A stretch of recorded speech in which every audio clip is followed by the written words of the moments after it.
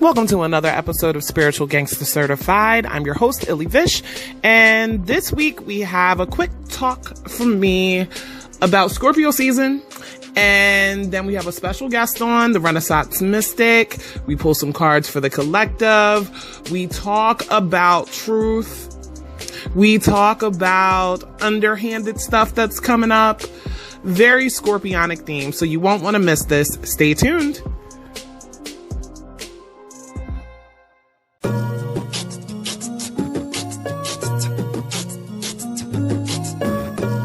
You're now tuned into Spiritual Gangsta Certified with Vish. The following segment was recorded on October 22nd, 2020. Welcome back to another episode of Spiritual Gangsta Certified. I am your host, Vish, and today we'll be moving from Libra season into Scorpio season. What it touched on me to talk about today is realness. What is at the absolute core of things and how you can invite truth into your life.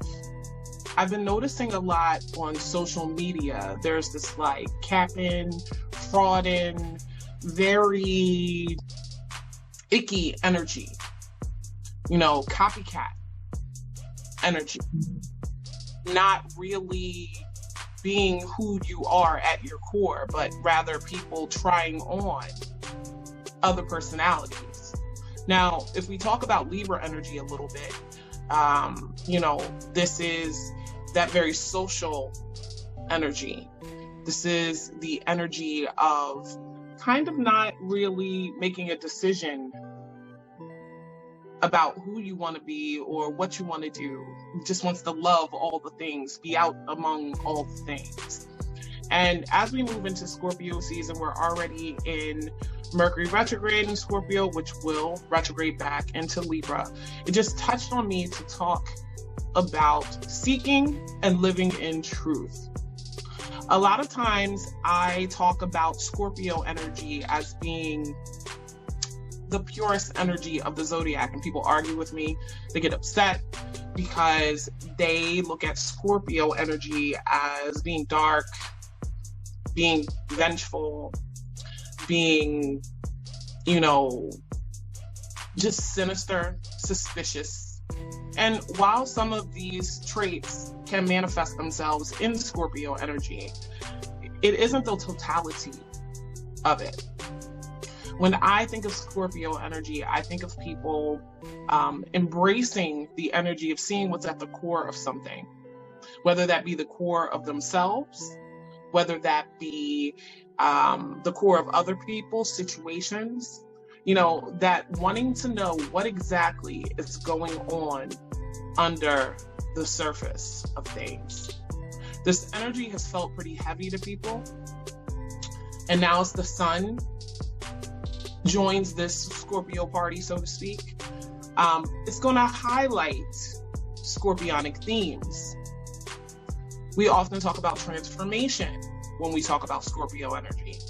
How you can kill off something and then rebirth it. Destruction for the sake of something new appearing in its place. Now, with that being said, I want to kind of talk about the capping. We are in a year that has brought a lot of us changes that we did not foresee coming. We are in a year that has brought a lot of us a lot of pain, a lot of feeling unsettled, a lot of, oh my God, what am I going to do?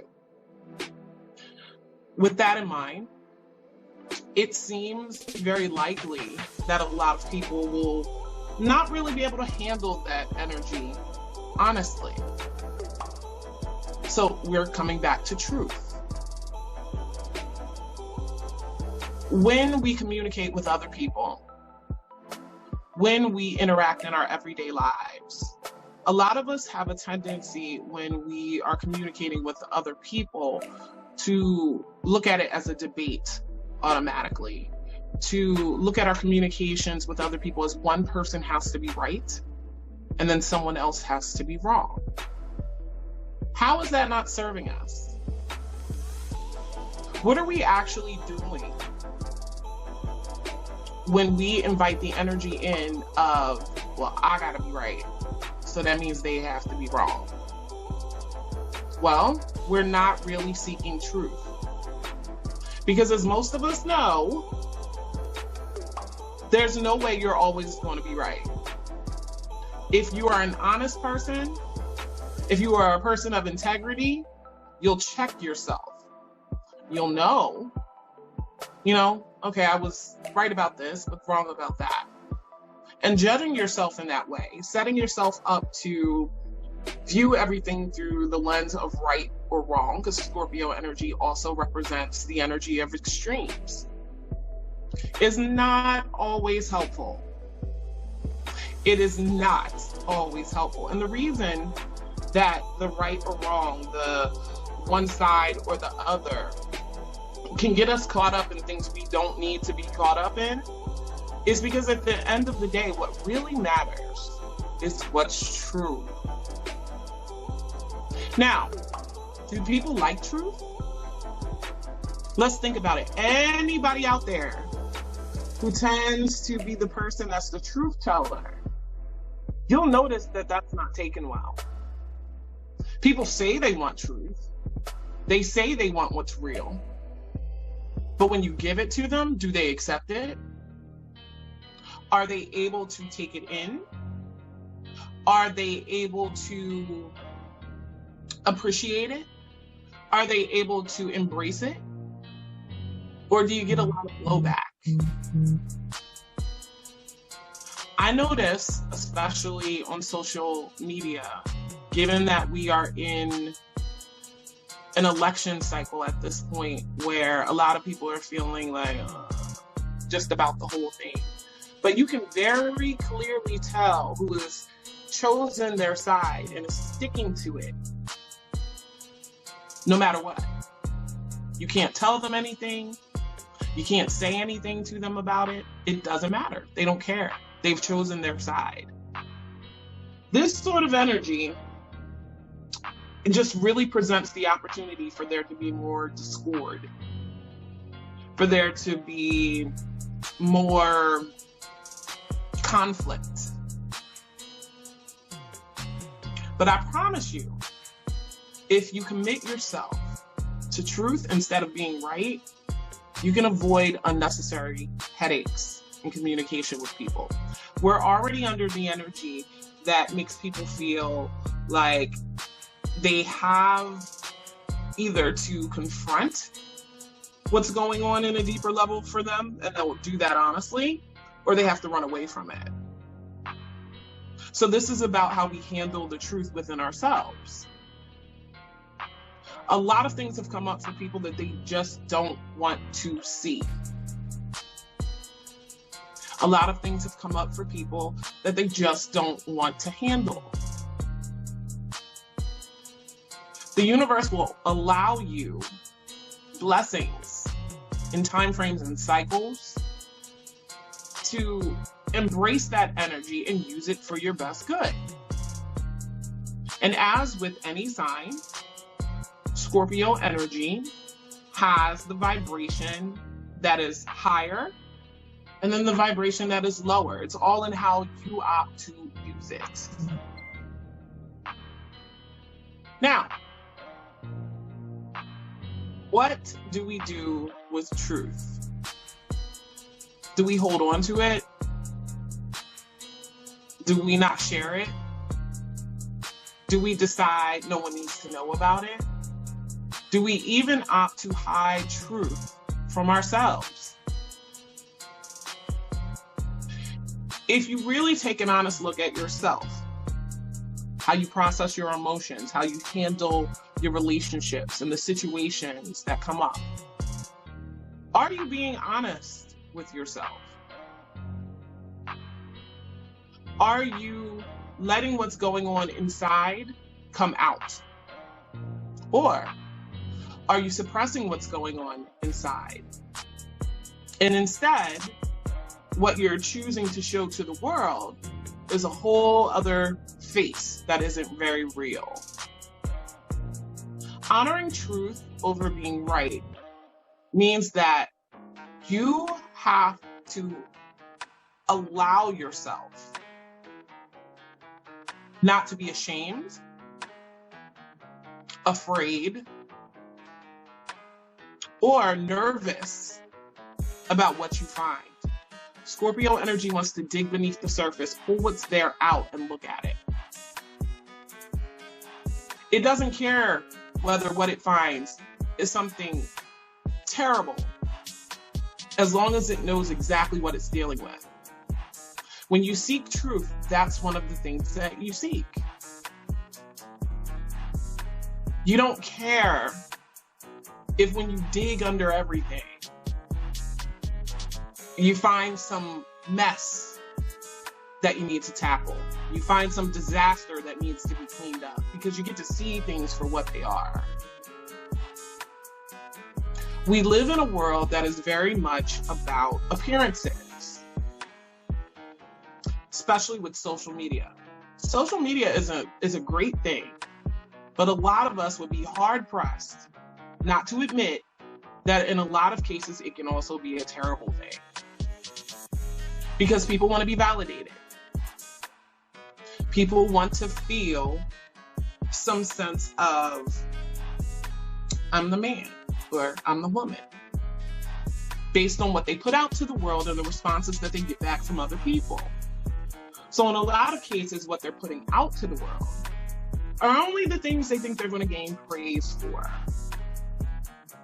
And if you think about that energy of wanting praise, wanting to be put on a pedestal, is like Leo energy, which squares Scorpio energy.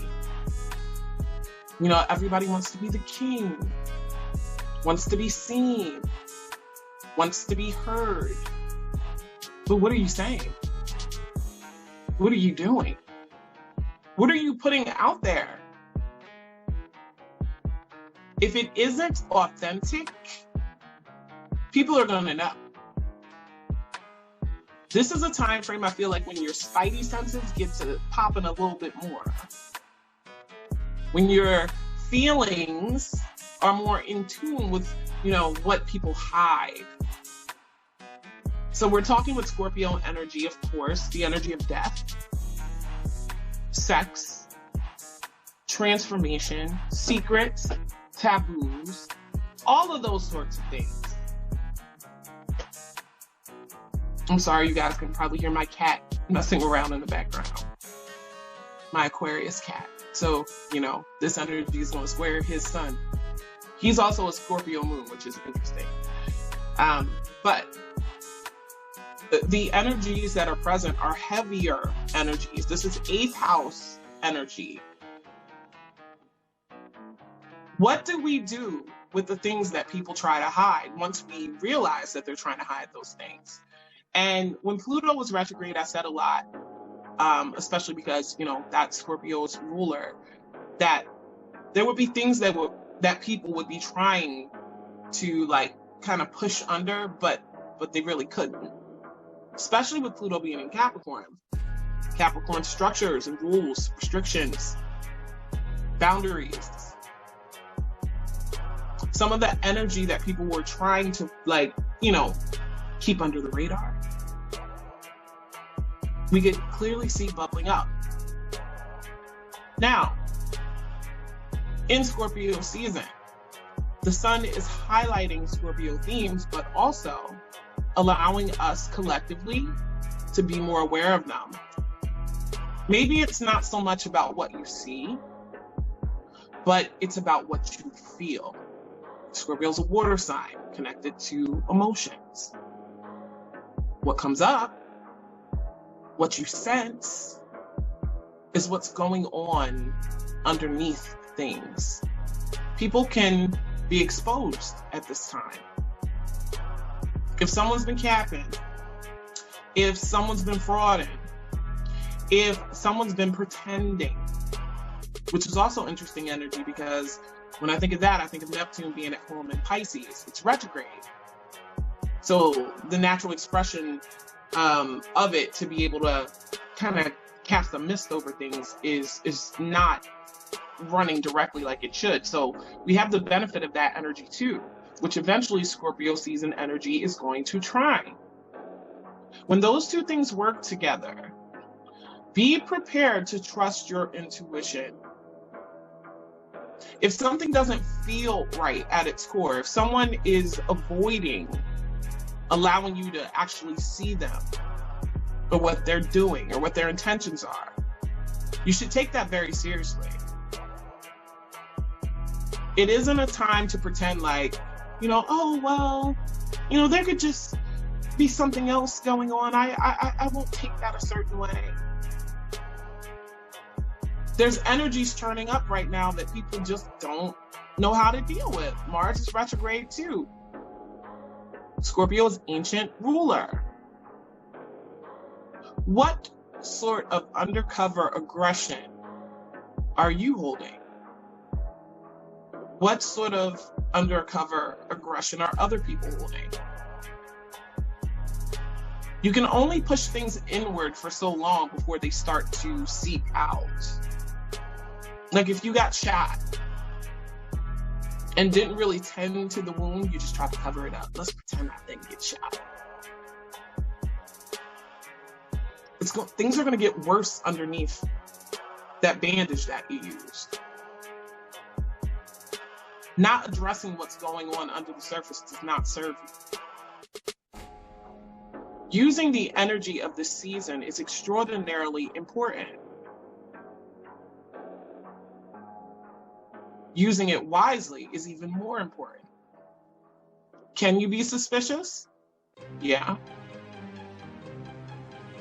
Can you kind of withdraw and not really trust what's going on around you? Even if they are things going on that, don't necessarily warrant you not trusting them. I mean, that's the downside to it. But again, we're speaking about truth. What we find in truth is so much more valuable than anything else. If you're more concerned with appearances, Libra, than you are about what's going on underneath everything, in the depths, Scorpio, you're doing yourself a disservice. Think about communicating with people, especially online. Text has no real tone. I mean, we can all cap somebody and kind of give them the impression that, yeah, we're putting emphasis on this or we're screaming. But really, text has no tone. But that doesn't mean that there isn't an energy behind things. I promise you, if you pay attention to how other people are communicating, you'll kind of be able to see specifically what that underlying tone is. In exchanges that are occurring about mundane things or even about stuff that's important, you'll be able to see this energy, feel this energy. There's a part of the human experience that people act like we should shun. I see this in the spiritual community a lot. Nobody wants to deal with their darkness. Everybody wants to kill their ego. I don't want to kill my ego. I don't want to avoid my darkness.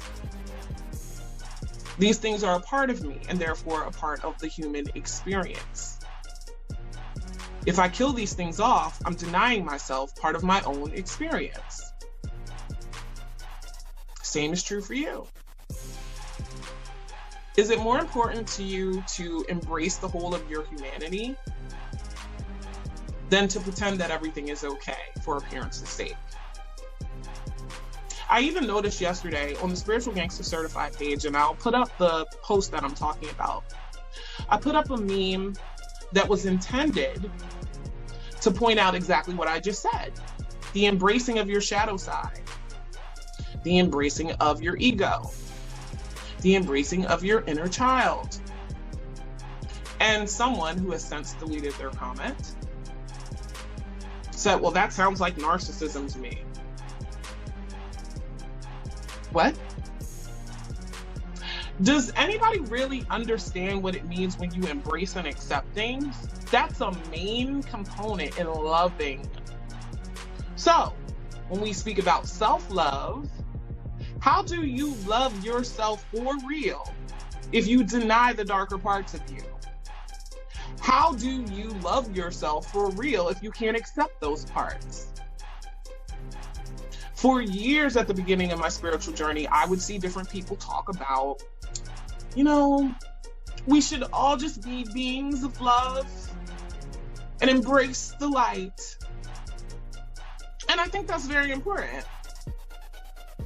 But universal law states you can't have one without the other. There is no light without darkness. It just ain't there.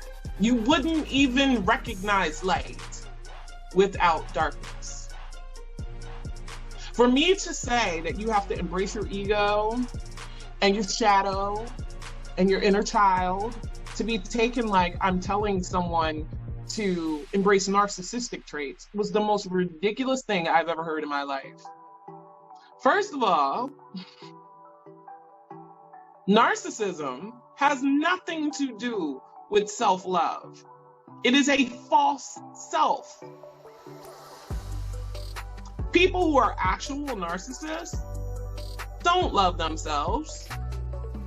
We think of the story where we get the name for narcissism, you know, him looking down at his reflection and falling in love with it, and eventually ending up forever as a flower that's bent over towards the water staring at his reflection.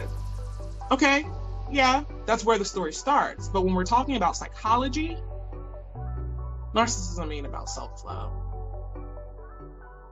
Narcissism is about fear. Narcissism is about denial. Because if a narcissist was able to really accept themselves, they wouldn't have the need to manipulate and gain their sense of self from other people. That's what narcissistic supply is. They need other people to feel validated.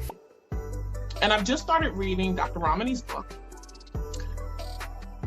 And I will put that up as well so you guys can see what I'm talking about. And along with her videos and a lot of different things that I've been looking at right now, what I notice is, and it's said by a lot of the experts in this field, that most narcissists don't seek help. So the chances that you could be diagnosed with narcissistic personality disorder are very slim, since most people with this disorder don't seek help. We're seeing narcissistic traits and tendencies in so many people. Even if it turns out they're not clinically narcissists, we live in a narcissistic society, and it's only going to get worse. None of that has to do with self-love. There is a very specific tone to loving oneself. And I talk about this in a course that I'm developing right now. It's a self-love course to help you use astrology in order to embrace and dive deep into self-love. Self-love first starts with acceptance. If you think about like the grieving process, a lot of people will tell you that one of the last steps is acceptance. We can't get over things or deal with things until we accept that they actually exist or that they're going on. With this in mind, in order to love yourself, in order to take all parts of yourself and hold them dear and say, I got you, good or bad, you have to accept them. it's self-acceptance. Narcissists don't accept themselves. They can't embrace those parts because they can't even take responsibility for the damage and destruction that they cause. So I thought somebody replying to that was really telling, because to me, what they were doing is telling on themselves. They see anybody who is a proponent for people embracing all parts of themselves as someone who is just really egotistical. No. It's when you deny the darker parts of yourself that I think you're in trouble. Because denial of those darker parts doesn't make them go away. They still show up in all aspects of your life. Just because you're denying them and won't admit that they're there doesn't mean that you're not operating from them from time to time. Some people operate from their darker sides that they hide more than they know. Other people can see it, but maybe they can't because they haven't accepted it. So now we're back to truth. Truth requires being honest. The truth doesn't always feel good. In a lot of cases, the truth feels terrible. Fucking terrible. If we want to live a life that casts aside all the bad shit and pretends it's not there in ourselves and others, then we can keep avoiding truth. It's not going to make our lives any easier. But hey, at least you didn't get your feelings hurt, right? That's not a brave way to live. I'm going to always encourage people to face their darkness. I'm never going to tell someone to kill off their ego. That makes no sense. That takes away from your human experience, as I said before. But when you're honest with yourself about your shortcomings, about your gifts, about what you need to work on, about where you are in your station in life, be that emotionally, financially, spiritually, that honest look that you can take at yourself allows you to make the appropriate changes. Think of it as, like, in my family, for instance, when I was 18, we had a house fire. I didn't live with my parents anymore by this time, but I had gone with them to my sister's basketball game. When we came home, we couldn't get down our block. We're like, what's going on? So we had to go down the driveway. And when we arrived, our house is on fire. My mother had accidentally left a curling iron plugged in on her dresser. She usually had that sitting on a towel, and that caught fire. That was a hard time for us. Now, granted, the whole entire house didn't burn down, but there were a lot of things that trickled down from that experience. Smoke damage, losing things, just having to go through the entire process that one has to go through when you have a house fire. Now, there's adjusters and things that come in, because my parents had home insurance. They have to assess the damage. In order for my parents to have been properly compensated for the damage, someone had to come in and take an honest look at what the damage was so that we could move forward. It's the same thing with truth. If you don't take an honest look at shit, how do you actually deal with it? You're not really dealing with what the issue is at the core if you're avoiding seeing what that is. I know it doesn't feel good to go inside of yourself and recognize, oh my God, I'm still dealing with trauma. Oh my God, I'm still dealing with self-esteem issues. Oh my God, I'm still dealing with having to meet other people's expectations. Whatever that deeper inner conflict is there, it's not going to feel good. It's not supposed to feel good.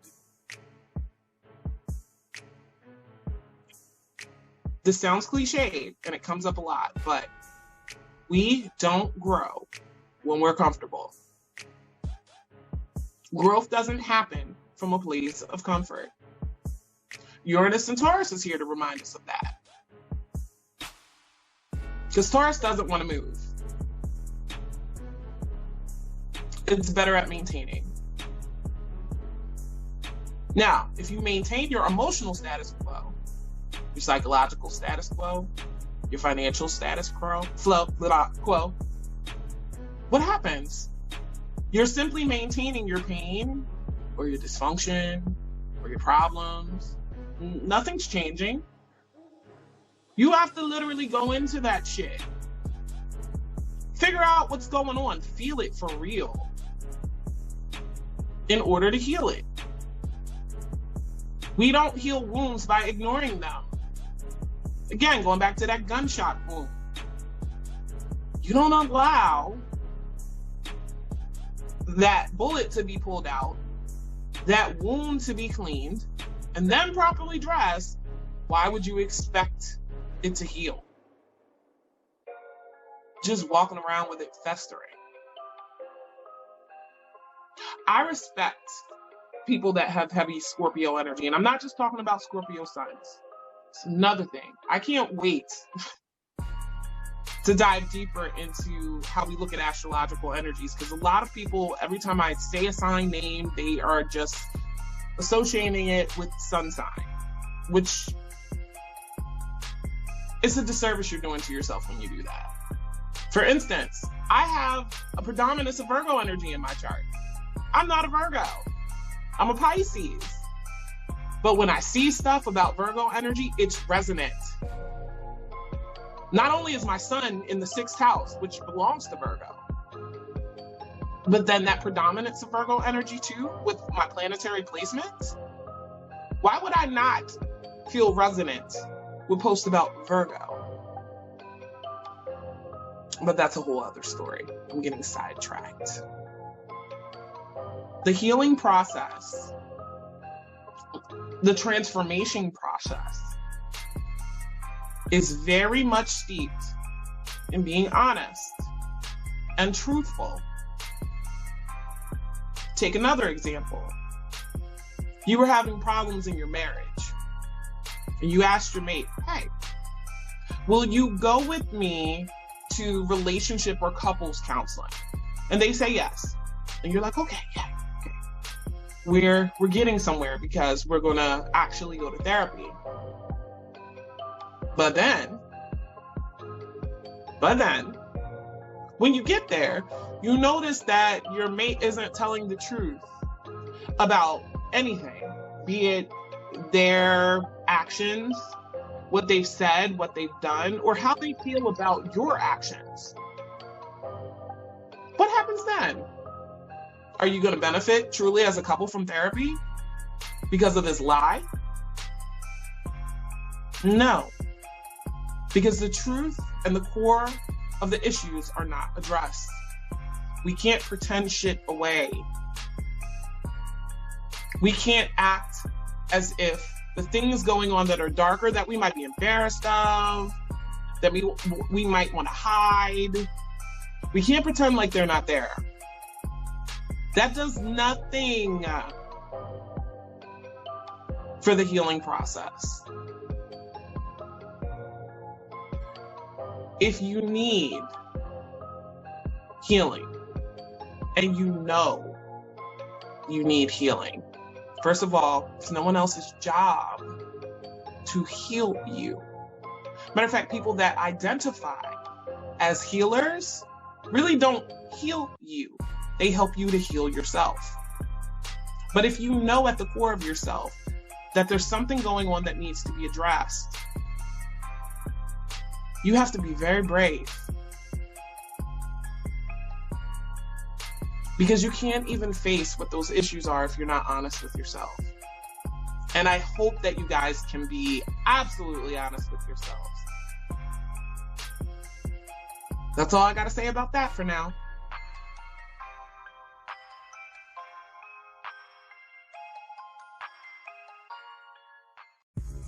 Hey, this is Vish from Spiritual Gangsta Certified, and if you haven't heard about Anchor and the fact that it's the easiest way to record a podcast, let me put you on.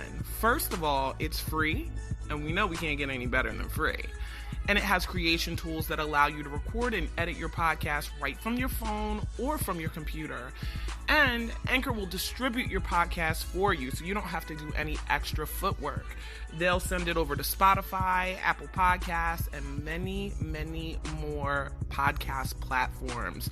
You can also make money from your podcast with no minimum listenership, so tell me where you're going to find that.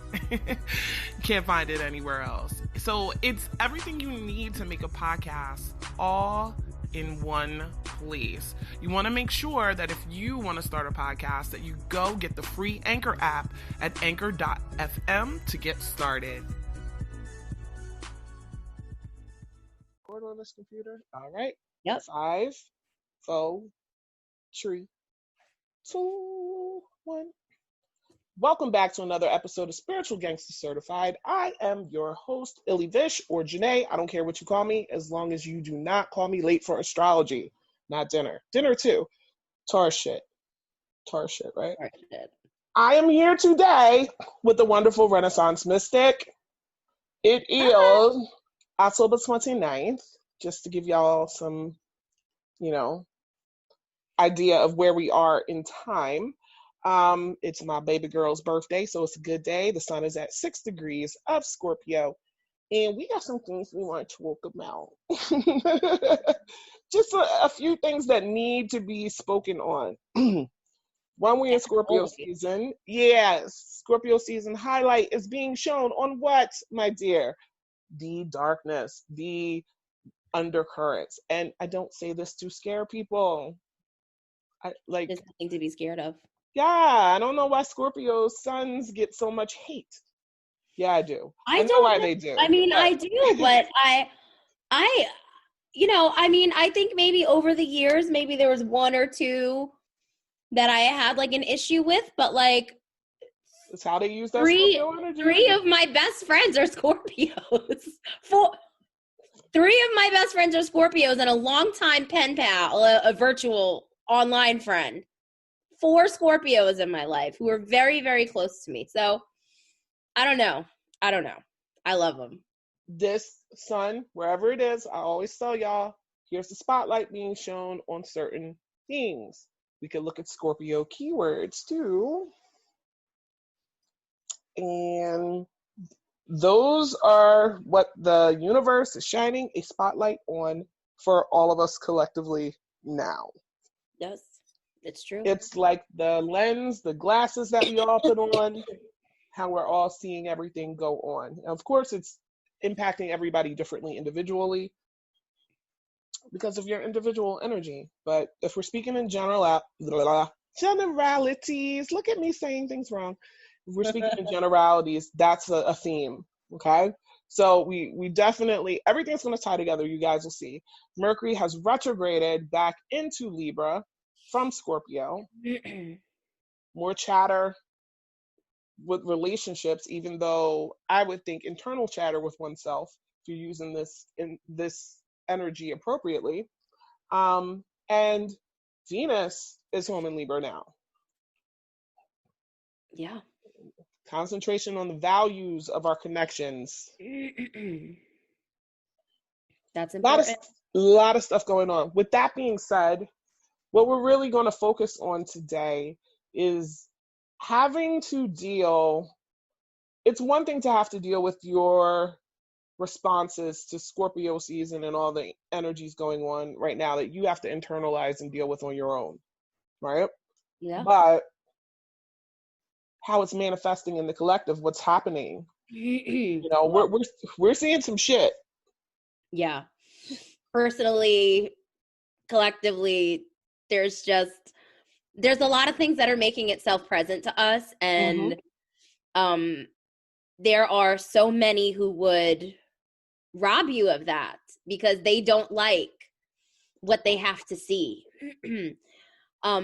Somebody does not get to dictate what you learn about yourself and how you learn it just because they fear a certain aspect of themselves. So don't Yes, allow ma'am. someone else's fear to deter you from knowing who the fuck you are in it from the perspective of both polarities.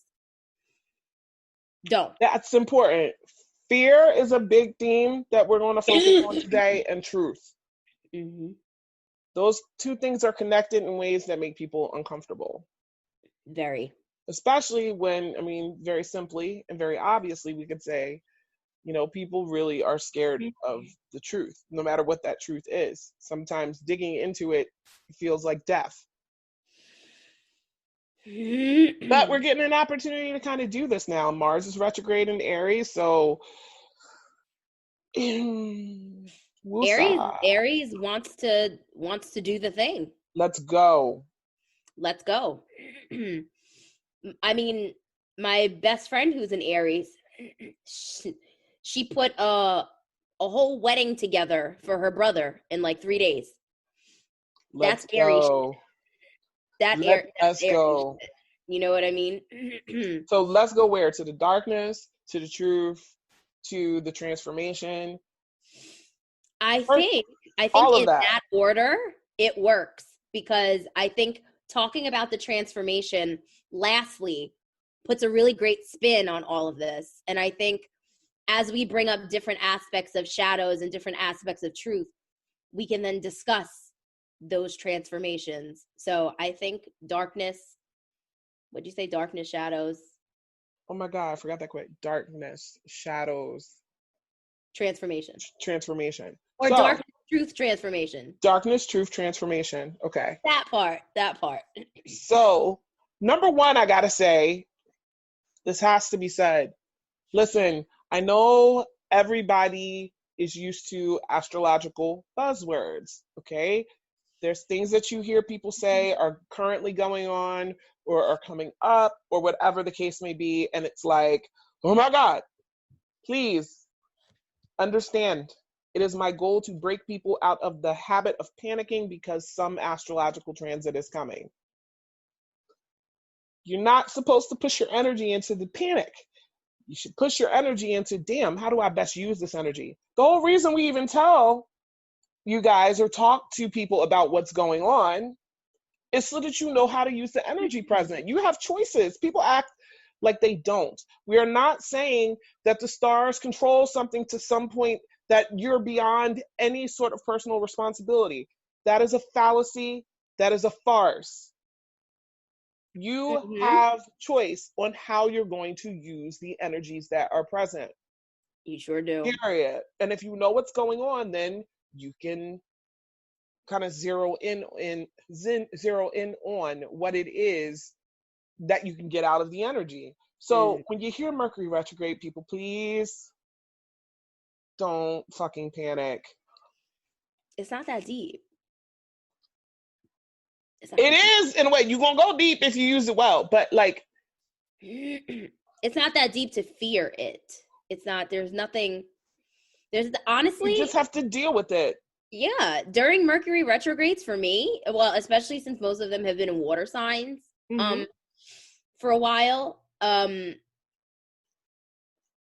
noticed that my dreams will perhaps get very vivid around those times, and water is a great conduit for energy.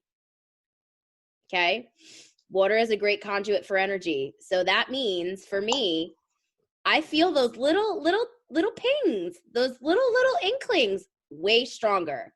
My instincts are more like on point. Like intuitively, they're more on point. I have to say though, probably for other reasons, I've been feeling very connected, yet cannot really bring myself within myself. Like I've been so connected to things externally from me, but I think that there's a method to that where that's not usually how I operate, but I think it's taking me the opposite way. What's going on outside of you and what does it have to do with what's going on inside of you? Okay. Rather than first going, well, this has something to do with me. How do I experience this internally? Right. Right. It's the opposite. I may have said You're that. going in. Yeah, well, I mean, that fits with the retrograde cycle because, I mean, first of all, I need people to understand that Mercury retrograde itself is not just when the cycle of Mercury retrograde is not just when Mercury itself appears to be moving backwards. It's like, I use this example of you go over a spot with a vacuum, you come back over it, and then you go back over it. So we started out in the area where all of this is going to happen anyway, when Mercury moved forward over it. Then it stopped, stationed retrograde, appeared to be moving backwards, so it's going over all this area. Well, when it goes direct again, it's going to have to recover that area. So this is getting hit like 3 times. You could look at it like that.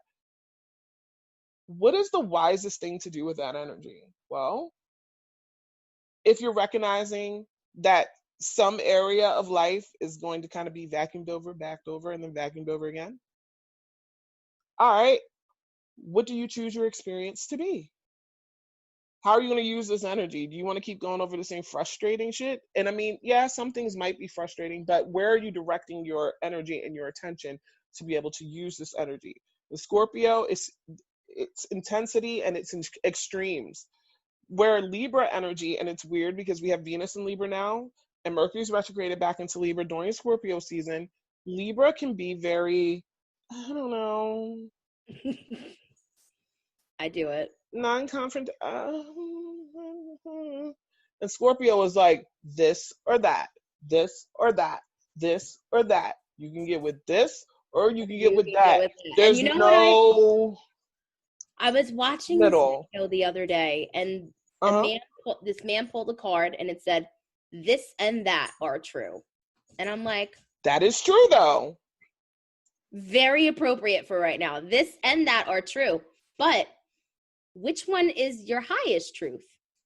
You can have a lower truth. It's still a truth, but you have a higher truth. And I think that's really what we're getting to here. It's like, what is the higher truth that maybe you're not telling yourself? Because the lower truth, it's way more exciting. It's way more drama filled. It's way more trauma bonding. It's way more blaming. Yeah. Everybody loves to blame, right? They don't have to look over their blind spots. You know what I mean? I've been noticing that a lot of people, can you please? Was that my Capricorn nephew? That was me. It was Bia. I'm sorry. That was my Taurus. Lilith in Taurus, Scorpio moon. I mean, well, Lilith is in Taurus right now, but she has a Taurus sun and a Scorpio moon. She's busy. She's very busy. She's busy. But what you were saying is absolutely resonant with me because, look, that's the secret to life. This is why we tell people what you focus on grows. And like, we're all dealing with the same amount of time within a day span. So what you decide to focus on, you can focus on a million other things, but it's the thing that you chose to focus on that you're choosing to interact with. So that you're bringing life to. Yes. So if the extremes of Scorpio, I think, can kind of help push you to pick a side. Now, the bad thing about that energy is in this political climate that we're in, it's not so good there. This or that. That's where you can see it can negatively, because there's no understanding. That's there's where we keep getting stuck, man. That's where we keep getting stuck. It's being forced to make a choice between two things that we're not really that fond of, but it's what we have. So we defend it. We defend it like it's our child or something. And it's just like, there's more to life than this, but you have to give it a chance. You have to do something different. You have to do something different. We don't really have a choice. We're like, so it becomes a situation where in the areas of your life where you do have a choice, where you do have some control, what are you this or thatting about? What are you being extreme with? Okay. Now, Libra energy also can bring up your recognition of your indecisiveness and extremes. Yeah, and the thing is, Libra can live at extremes too because it doesn't want to make a choice and it winds up getting pushed to one side. All types of things happen.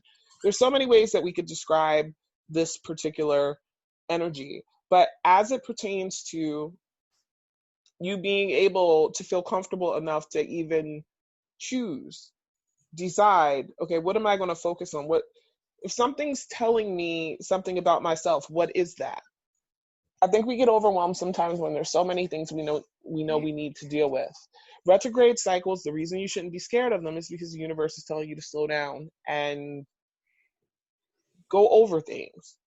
What's worth your attention? What area of the carpet is worthy of getting another run over it? Like, I guess that's how I could put it. It's true.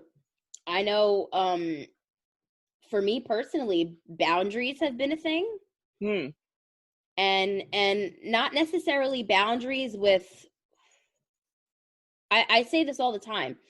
Boundaries are not just what you allow in. That is true. You stop your fucking self too. Hello. So you want to go be nosy and you want to meander into shit that has nothing to do with you? That's and then you don't like the repercussions of that? That's you. That's you trespassing on someone else's property and then getting mad when you have to pay the consequences for that. This is why I don't like the, no offense, but I don't like the reality TV culture. I don't like the love and hip hop culture where everybody is they start shit for views, and then y'all take that information and you go and you run that back in your everyday life because you want to be like these people. They're acting too. So what are you doing? Yeah. What are you doing? What are you doing? You gotta stop. You gotta stop now. So how much do you give attention to that's drama and trauma? Because it's juicy? That's why it's worth your attention? Because it's You exciting. are what you give your attention to too, you know? So, girl, the last reality TV show I really watched, and I mean, it was messy, was probably I Love New York. And that's very telling. I mean, I have watched reality television shows in my lifetime too. I've noticed in the past 4 or 5 years, nothing holds my attention, even if I do happen to give it a gaze for a little while, because I am choosing to direct my energy towards other things. I'm always learning and studying. Yeah. Taking some courses, doing some things, running some business. I don't have time for it anymore. And I realized that before it was just oh, that's what was going on in the world. My Libra rising was being nosy. Libras are nosy too. They want to know all the tea. I'm nosy too. I'm still nosy, but you secretly want all the details. We have Virgo in the 12th. Libra energy has Virgo in the 12th. Secretly wants to know all the little details. So that I know how to act. Listen, yes. So I'll recognize what to go with because it's a social sign, Paul. Excellence. And that is not necessarily a bad thing because Libras meet other people where they're at. That's true. And that's why y'all will call them fake and phony. That's why they will say it. No, it's a skill. They're strategic. It's a strategy. It is a strategy and a skill. That is a strategy. I'm cool with it. I'm cool. That's fine. But if you use it badly, I can see where, some people do. I was just discussing with you before that I have Sarah's in my first house, and I have that in Libra. That's conjunct my ascendant. So I actually like to get to know all the information that I can tell you. Yes, exactly. But I gotta know the good, bad, and the ugly in order to be able to help you. Yes, what does she consider beautiful? What does she like? Oh, what's going on here? Oh, what is the air of Libra's the air? Air wants to be everywhere. All the air signs share that quality, Yeah. And I think Aquarius is the one that really clings to the fact that it wants to be everywhere. So that's why it's fuck you so easily because look, you can't tie me down. This is where I am fixed in my freedom. But it's interesting that in the collective and in the times and everything that are going on right now, if we are not cognizant of the fact that there's constantly something out there vying for your attention. And I feel like a retrograde cycle is an extra nudge from the universe to start really going in, because there's so much externally going on at any given moment between the news and politics and all these different things that are occurring. We're in an unprecedented year. I hate that phrase and keep saying it. There's a lot going on externally, so much so that people can't focus on what's going on internally. Then you've got the fact that you've heard them say that there's a lot of issues that people are going through since 2020, and having to be, I guess, at home more. People are experiencing more violence. There's more addiction. A lot of stuff going on. There's more abuse. Definitely more abuse. I think it was you. You shared an article that some man got caught molesting a little girl during her school session. Yes. Her online school session. Unfortunately, it's happening in epic proportions, because it was already happening in epic proportions. Right, but now we're home more. But now you're home more. And now you have more access and opportunities to things. And this is the darkness. So, yes. You know what? We can consider ourselves separate from these things. But what I will tell you is that you chose to exist in the same world that this shit happens. So just how separate is that from you? It's all connected. So, that being said, number one, this is a prime time, I think, for some really good, really profound self-awareness, which means if we're all connected, because we'll always talk about, if we're talking about like Aries is self, Libra is other, opposites, same energy, different ends of the spectrum. So that proves connectedness right there. But then also, if you're going to get the opportunity to go inward, make it count. Because this is the energy that the universe is under. Same thing as if you wake up and it's raining like it is today, right? Yeah. You have to deal with the rainy day. I mean, you could go back to sleep all day if you wanted to. That's still dealing with the rainy day. You have no control over the weather and how it's going to be. You have to navigate yourself through it. It's the same thing with the astrological weather. So, focus on depth, things going on beneath the surface, and what's true. Right. And you know what? Because of Scorpio energy, that has to pull from the Taurus polarity then, right? So Scorpio, see how she talks at the appropriate time? Okay. Yes, Bia, I hear you. Okay. Right? She has this way of just like responding to stuff, I swear. Anyway, so Scorpio is things that are dead underneath the ground, right? The taboo, hidden, the hidden, the secrets, the mysterious, right? Scorpio loves mystery, and they like being mysterious. Their energy is like black velvet with like a candle lit in front of it. It's like hot, but like alluring. Like you want to touch the flame, but you can't. What's a sign on fire? See, I'm telling you, they're like liquid fire to me. Scorpio energy is like liquid fire. It's like lava to me. Like that Mars rulership, it makes sense. It does make a lot of sense. But Scorpio has to pull from its polarity of Taurus. So if Scorpio is everything that is dead, Taurus is everything that's living.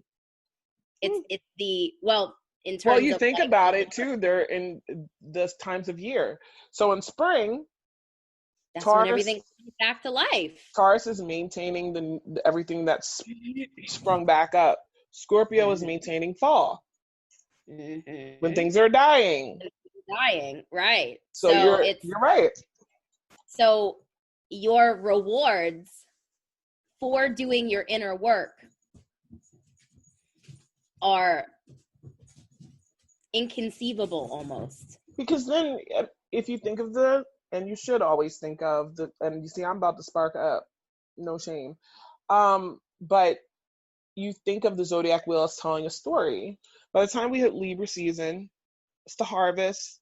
Now, everything that you did for the first part of the astrological year, which starts with Aries season, you should start seeing you're reaping a lot of that.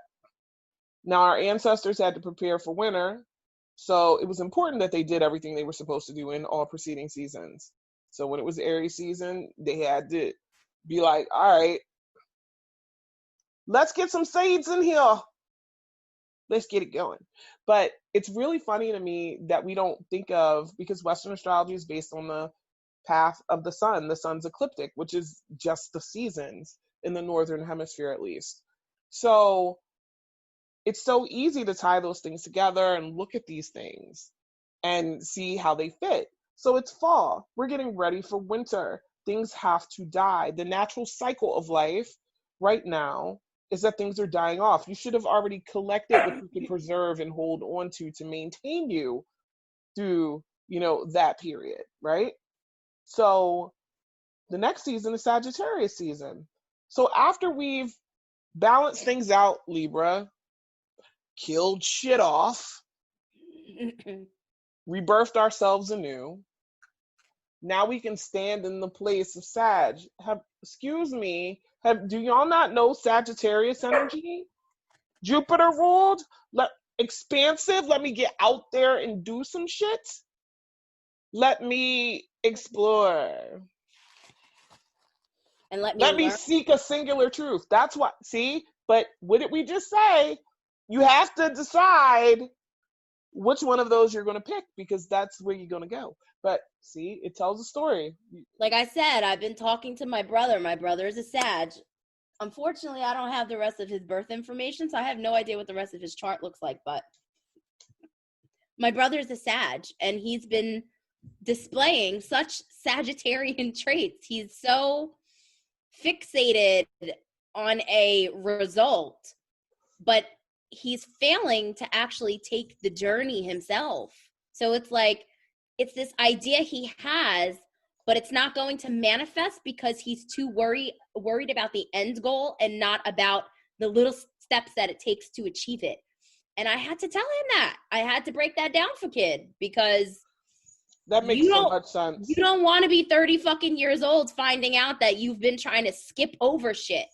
Listen, that's a collective lesson too, because the North Node is in Gemini and the South Node is in Sag. We're supposed to be kind of leaving behind the singular, not that Sag energy can't be used in a positive way. Again, polarity is part of the Gemini energy, but we're supposed to be open now, and too many people are falling back on the South Node, and therefore, doing the negative sad shit.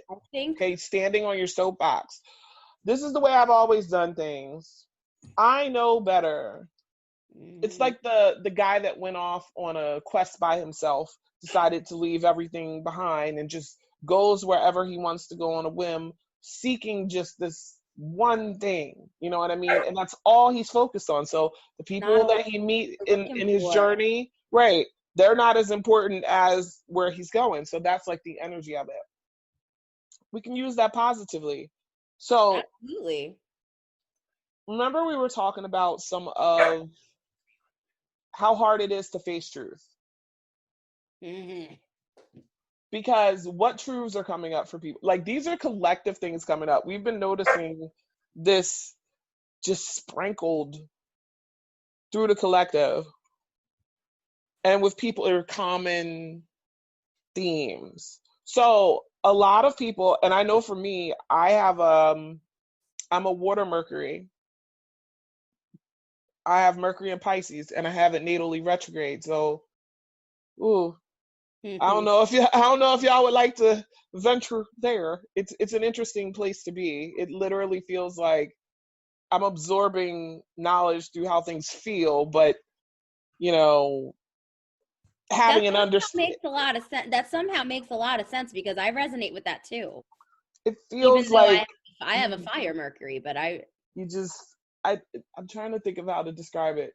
If it don't feel right, I don't have an understanding of it. But water Mercuries, you guys, this energy is trining, well, actually, Scorpio season energy will trine your Mercury. When Mercury moves forward again, because it's in Libra now, that will be trining your Mercury. You guys already have this semblance of feeling and emotion and intuition when it comes to how you process things, how you understand them, how you come to an understanding, and how you communicate, you know? So, you know, this energy, trines are easy flows of energy. Scorpio is invading Pisces. Scorpio is invading Cancer. So you can kind of look at it like, you know, if you're a Cancer or you have a Cancer Mercury, I'm specifically just talking about that for now, but I guess it could apply to any Cancer placements, really. You're getting an opportunity, okay, so you have initiating emotional qualities about you. It's a cardinal sign, it wants to go. So you're so in flow and ready to go with feelings. The Scorpio influence is giving you, first of all, Scorpio wants to be fixated somewhere. It wants to be stuck somewhere. It doesn't want to just be there and then there. Well, it kind of makes sense because in order for you to deal with something, you have to fucking sit there and look at it. And you got to stick in it and sit in it. You have to sit in your own shit for all intents and purposes. You know? Ma'am. So it just makes sense. She keeps co-signing shit. She's quiet until I say something, and then she's like, yeah.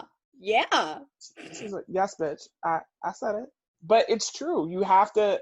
So, okay, you may be leading with your emotions, Cancer energy people, with this. This energy is asking you to stay in them. So if you're going to stay in them, what's worth staying in? What's worth examining? Really dig underneath the surface, like emotionally. Like, I'm sorry, like, you just have to. With Pisces, it's like that too. If you have a Pisces sun or Mercury, people make fun of Pisces energy. They think it's soft. Bitch, we are the end of winter, beginning of spring. I can be warm or I can be cold. It's either way. Now, the thing about that you're getting from Scorpio energy, Pisces, is you're getting asked to sit your ass down somewhere too, because you're ready to run off. And stop creating the fucking illusions and that delusions too. And stop being a fucking actress. You're getting help from Neptune right now. Even though Neptune's retrograde, so I feel like people are seeing it more, like you're recognizing that's an act. Mm-hmm. That's an act. And you're going back over shit like, oh, you know, like, but it's very much intuitive. There has to be a willingness there, because you know what, if you are acting, the universe is pretty simple. You likely have somebody in your face that you feel is fucking acting, and you're likely getting a really good hard fucking look at it, but you're too busy focusing on the other person and not focusing on your perspective of said person. Mm-hmm. And you're not bringing it back. Well, how am I being disingenuous to myself? Maybe it's not that I'm disingenuous to other people intentionally. Maybe it's that I lie to myself first. And then you lie to other people by proxy. Ma'am. Just a suggestion, because I do it. And I'm not going to sit here and say I don't. I feel you. On the other side of things, what do we say? A mirror? During the the sun shining on a water season, we get reflection. Don't we? What's being reflected back to you? That's a good fucking question. But it's like the waters are a little murkier because it's Scorpio, so you got to go in. You got to go in and under. You're kind of left. You're kind of left with the choice: sink or swim. Yeah. So you can get trapped in all the smog and the let's say there's like quicksand underneath that water. You have no idea. And because you don't know what to grab hold of, you drown. Meanwhile, if you fixated and you sat there enough and you were humble enough and said, I live in a world that's totally going to shit right now and all for good reason. What part do I play in this? What part do I play in this? Because we all chose to exist here at this time right now. Yeah, I have that any belief one too. person, you know what? For any one person to just be like, I'm just here to do nothing but good. I have nothing to work on. That I just choose to be a light in this world. Honey, you can be a light and still deal with your darkness. I don't understand where the misconception came from. That it has to be one or the other. I'm not getting it. One doesn't exist without the other. So one doesn't exist with. How are you a light if you're not dark? You're not. See, but people don't. They don't listen. It's universal fucking law. Like it is. It's universal law. That's but you know, everybody talks to God, and apparently God is instructing all these people to do all this crazy fucking shit. When it's just like,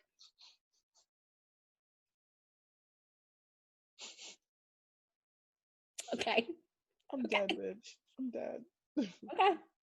Okay. The accountability that one has to take for self has to be paramount. If that's not important to you, of course you're going to put your shit off on other people, and the world will always be about examining what other people do and never what you do. That's always the case. Everybody's telling everybody to heal, whatever. First of all, don't listen to me. Don't listen to me. If I don't resonate with you, don't listen. I mean, you can listen to me and be like, but do it because this hits something in you to make you like connect with what anybody is saying at any given moment. That goes for me too. I'm sure you feel the same. Something won't resonate until one day it does. Yeah. I am, I'm a Taurus. I'm a little bit stubborn. So when I get new information, that has to process somewhere. That has to culminate. And either I fuck with it or I don't. And you know what? It might take a while before I fuck with it. But I will get there. I think that every, we sort of live in the age of entrepreneurship now, right? We do. Especially with COVID. Oh my God. I mean, people are like selling scented candles, and I don't just mean like hand making them. I mean like Scentsy and things like that. Like people are selling all different types of things to keep their head, above water and to create a freedom lifestyle. I definitely get it. Now, even more so in the spiritual community. People study something for 5 fucking minutes and then they want to make 6 figures off of it. I've seen this happen. There are all these revealed videos about different people. I ain't going to name their names, but like really big people in the spiritual community who have all sorts of books and decks and stuff going. We were discussing the other day. Yeah, there's stuff coming out and you're like, okay. You're supposed to be an authority and you teach most of the shit that you create. You're teaching people how to surrender. You're trying to teach them how to surrender to the beauty of life. And when someone checks your ass because you do something uncouth, all of a sudden you're too big to be touched. That's where I take issue. Yeah, that's not cool. I don't care how much money you make. I don't care how many followers you have. Other people may look at that and go, you must be doing something right. Well, yeah, I mean, like you could be paying the right people to create. Right, anything could be happening. Everything could be happening for you. But don't ever get too big for your britches. Hell no. Yo, if you're not always growing and learning, then I don't really know what you're doing. So I don't care if you have 2 million followers and you've written 17 books. If there's still not some sort of self-accountability, and being accountable to oneself is recognizing one shit, and working on it and growing, then I don't care how many followers you have. Then I just don't, that doesn't mean anything. So it's interesting because we're seeing a lot of that happen and like accusatory things, but not only that, people feeling like, oh no, see, I can't not talk about this anymore. Like things have come to a head. Energy where it's like, nope, putting this shit on the table now because enough is enough. So that energy of them going inward and reflecting is making them be like, yo, okay, I got to get this out of me. That's another thing that people, I don't think, associate with the retrograde that they should. It's like they keep hearing, I shouldn't be starting this or doing that. It's not about not doing things. It's about how in accordance with the energy they are to flow in your favor. If you're finding the cause, the root cause is the shit that was underneath that murk that you have to deal with, sometimes it gotta come out. That don't mean hide it. That doesn't mean don't let it out. And honestly, if you surround yourself with intuitives or other spiritual beings, there's no hiding. That is true. Somebody's gonna pick up on how you feel. Mm-hmm. And everyone thinks that in their mind, my intuition's fire. I'm mad intuitive. So am I. And you ain't adding up. 2 and 2 equals 7 when I look at you. This is what's happening. And I swear to you, this is what is happening in life. 2 and 2 is not equaling 7. It's not. So remember I said before, dealing with this energy for yourself, but then having to deal with it as far as the collective goes. How is that been coming up for you? Like, I want people to actually sit with themselves and ask that, because if you're not picking up on things right now, like that aren't necessarily the energy said, is right. the energy is right to tell you everything you need to know. So if you're not getting something, it's because there's a subconscious resistance. And I want to go back to something you said earlier. Mm-hmm. You said what you focus on matters because it does something. I do, but maybe a lot of other people don't. Mm-hmm. They don't give their subconscious enough credit. That is true. Your subconscious governs 90%, over 90% of what you do, think, feel, and experience in your waking day. Yes. So if you think that your life is just a conscious creation, you got another thing coming. You got to get to that subconscious, honey, because that's where all the secrets are kept. And that's what Scorpio wants. Scorpio wants to get down into that subconscious, and it wants to go, let's rearrange some things here because it's kind of fucking messy down here. Let's rearrange yourself. Things. Listen, that's why people get mad when I say Scorpio energy is so pure. And I mean pure by it wants the pure, unadulterated truth. It wants to purify. And yes, it needs the truth so it can purify. If I can't see exactly what I'm dealing with, I can't deal with it. I don't see the issue with calling Scorpio energy pure energy. When it is utilized to its full advantage, it is undoubtedly pure. It's like holy water. Yes, and you have killed off something, but not just killed something off. You've used it for fertilizer. Yes. For what? The Taurus polarity to maintain feed, life. Nourish. Yes, to feed life.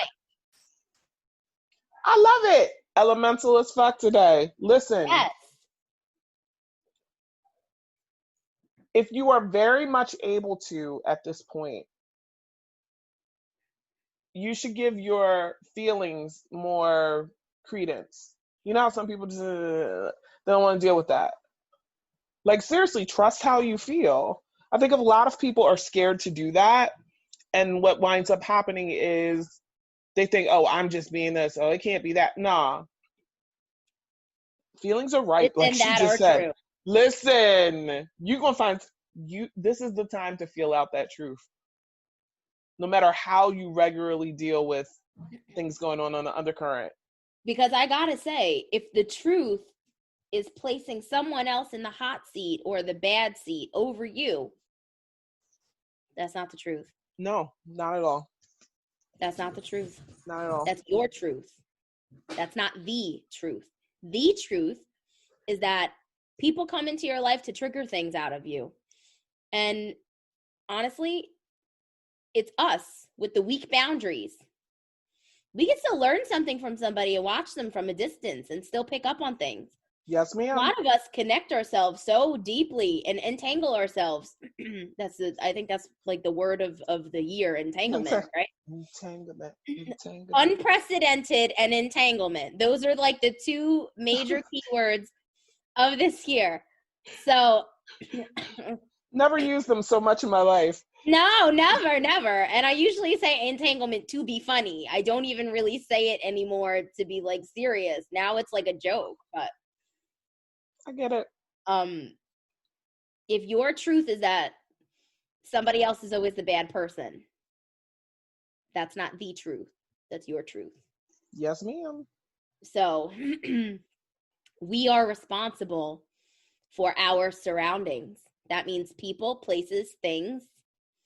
We are solely responsible for that. Yes, Everything we ma'am. do is a co-creative. It is co-creational. But in order for that to have been created, you had to come with a part of the recipe, and the other person had to come with a part of the recipe. You bring the eggs, I bring the milk. Were my eggs spoiled? Was your milk spoiled? It was curdled. It was curdled. Was the sugar really salt? I think so. I think what a lot of people consider to be sweetness is actually real fucking salty. Listen. You expect people to bring certain things to the table, but are you really sure they're bringing to the table what?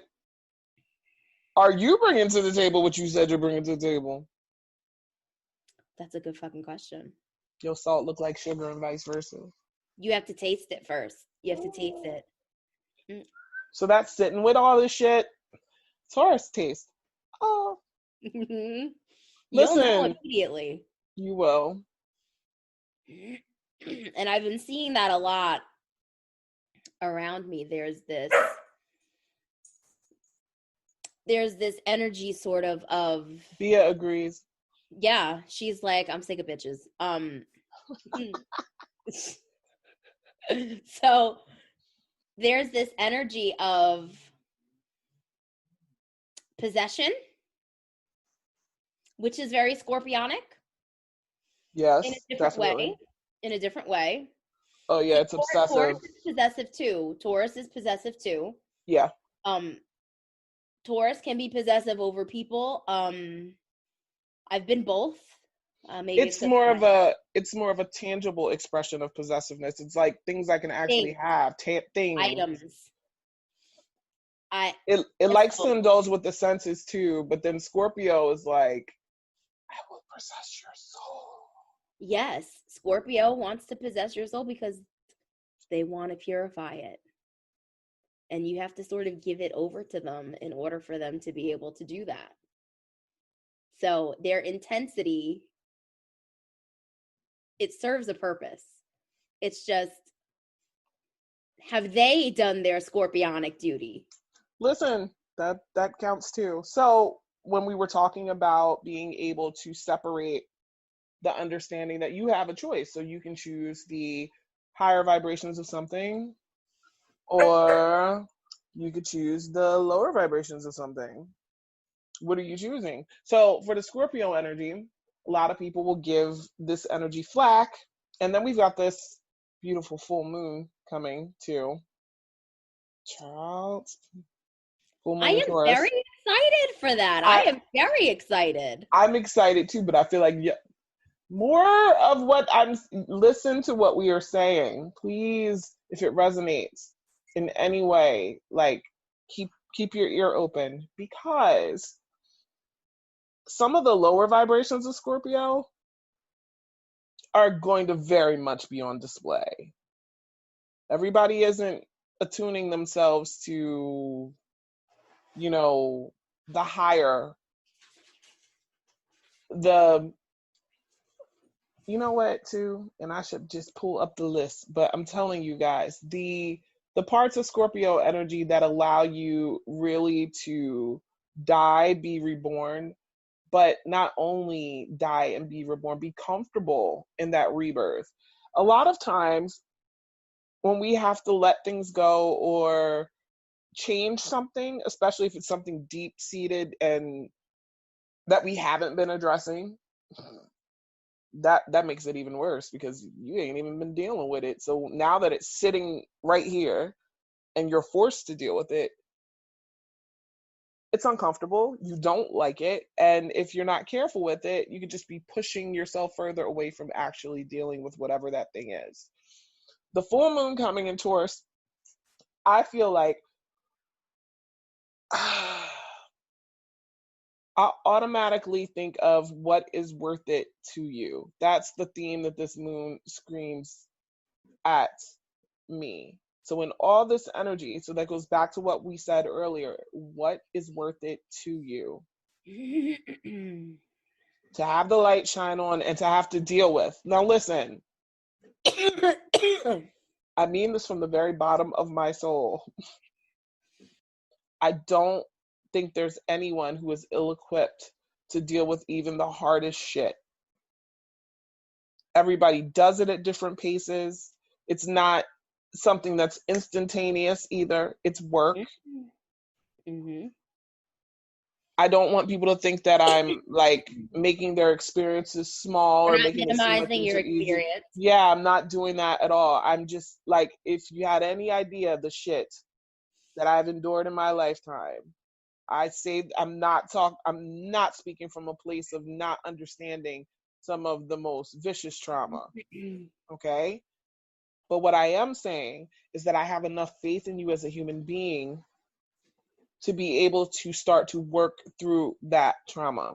Mm-hmm. So when we get these astrological cycles and we get these time frames where I'm saying, hey, you should focus on this part of the energy, there's always something going on astrologically.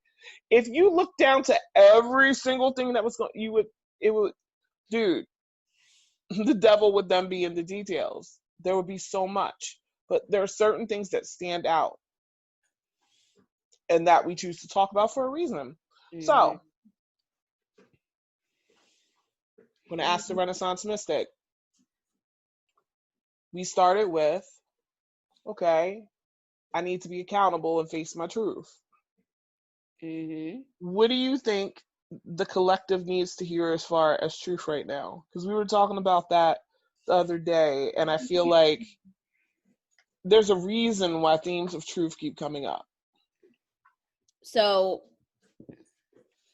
I think one of the most potent is that so long as there is childhood trauma and your idea of what trauma is needs to be redefined. Because trauma is not just sexual abuse. Trauma is not just emotional abuse. Trauma is whatever you were fed by your family members or your family unit and your surroundings that took you out of your essence. So when you started adapting to things that you didn't quite believe in, but you were sort of forced, that is a trauma, because you are now forced to act in such a way that does not go according to what you believe to be true or right. That is a trauma.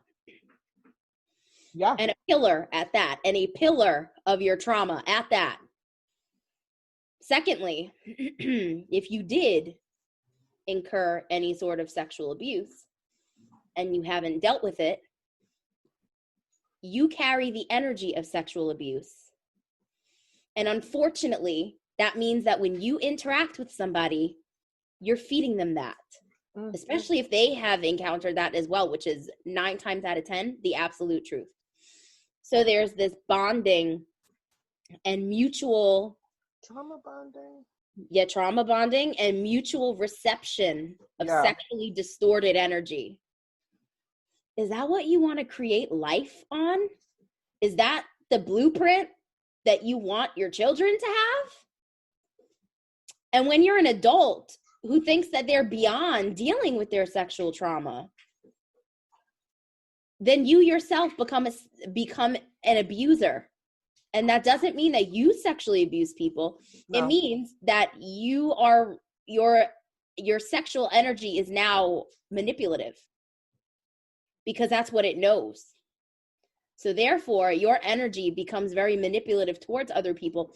You become almost a spiritual molester.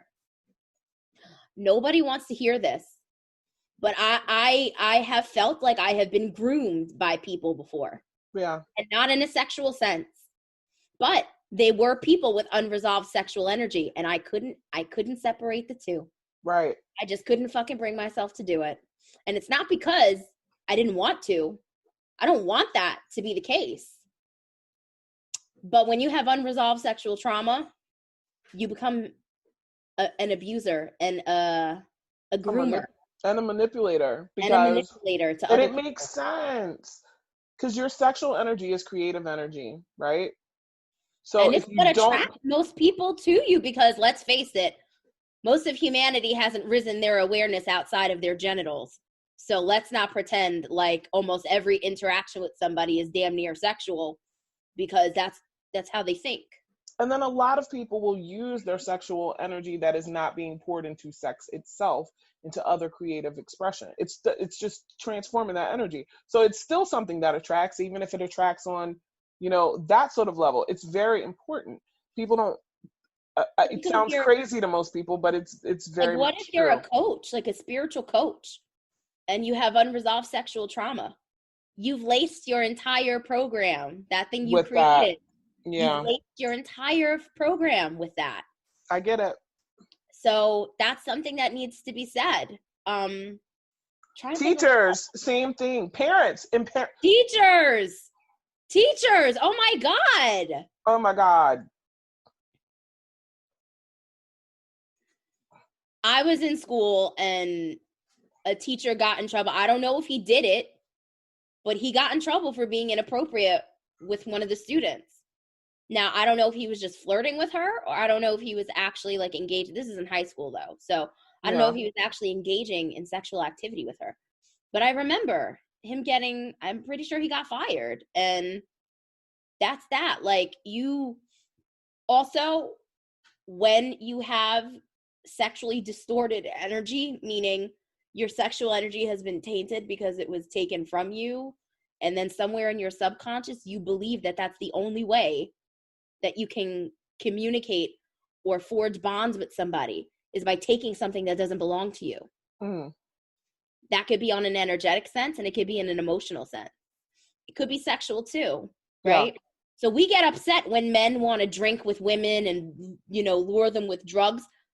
Do you know how many women try to get my best friend drunk all the time? And he's like, no, he doesn't do drugs. He doesn't drink, and he can't be swayed. A lot of these women out here acting like sexual predators, and that needs to be fucking said too. You need to stop hiding behind your vagina. It's not a shield. It isn't. You're a predator. You're a predator. Yeah. End of story. End of story. That goes into so many areas too, because when you see people get molested by women, it's just like, then there's jokes made about it, and men are always like, wish teachers were like that when I was growing up. Do you really though? Do you really? Do you really? You don't say that. Please and don't. Is that the world that you want your kids living in? Because if it's okay for a hot woman to sleep with a young kid, then it's okay for a hot man to sleep with a young kid. In which case, none of which are okay. So you need to stop. You need to stop with the penthouse fantasies. The pornography culture is just out of pocket at the moment. Everything, people are so deeply ingrained with watching other people have sex that everything outside of them becomes a sex scene. I don't vibe with that. Me neither. I don't vibe with that. And this is not a dig at anybody that does sex work, but I think there's a difference. No. There's a difference too. There's a sacred connection, especially like anybody that does any sort of BDSM and you do it appropriately. There's a trust and an exchange that you're having. Right, because there's a surrender that happens. But we're talking about just random. You already know, because a lot of people who were exposed to pornography young really don't see a problem with it the way people who either don't watch it really at all or who didn't really fuck with it young they don't understand their acceptance happened earlier to certain things, which affected them in different ways. People really And don't. that is trauma. It is a You should trauma. not have known that. I should not have known No. as a kid what that was. But the abuse had already taken place. So your awareness subconsciously begins to pick up on these things. Ooh, I shouldn't see. Ooh, I shouldn't. I shouldn't. Right. You're chasing that. It's like chasing an initial high or something, even though it was a low. Yes. So that gives you food for thought, okay? Because like you said, we're not shitting on sex work. It's actually a really reputable. Apparently Bia. That's Niall now. Okay. The Capricorn. The So that's Capricorn even funnier. The Capricorn said, "Get that paper." He said, "Get some by money, any ladies. means necessary, but purify yourself." Because if you do sex work because subconsciously you think that that's what you deserve or that's all you have to offer, that's an issue. Because then you're not really providing a person with a safe experience. What are they getting in the exchange? It's more of a defiling, which has its place, I guess. It has its place. But if I was to be, like some priestesses back in the day were sacred prostitutes. Yes. But they did levels of alchemy and healing that we can't even fathom. So the same energy wasn't really present. Not saying that there isn't a darker aspect to the feminine or to the masculine that can't be exposed and extracted. But if it's pretty much just like paid sexual abuse because you have two traumatized people sleeping with each other or doing whatever, to me that's not sacred. That's there's an exchange of energy going on. So think of as like a sacred prostitute, which you would have to be transmuting that you're taking in. And then also what you would be giving to the other person so that this exchange could even be considered healing in some capacity. absolutely.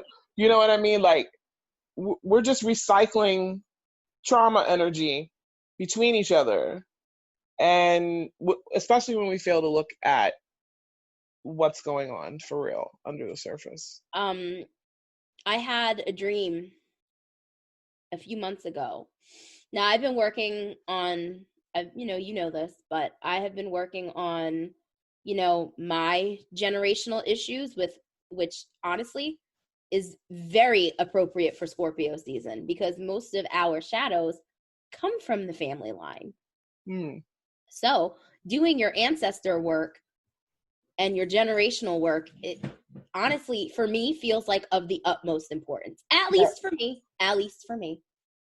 But so what runs in my family is pedophilia and incest.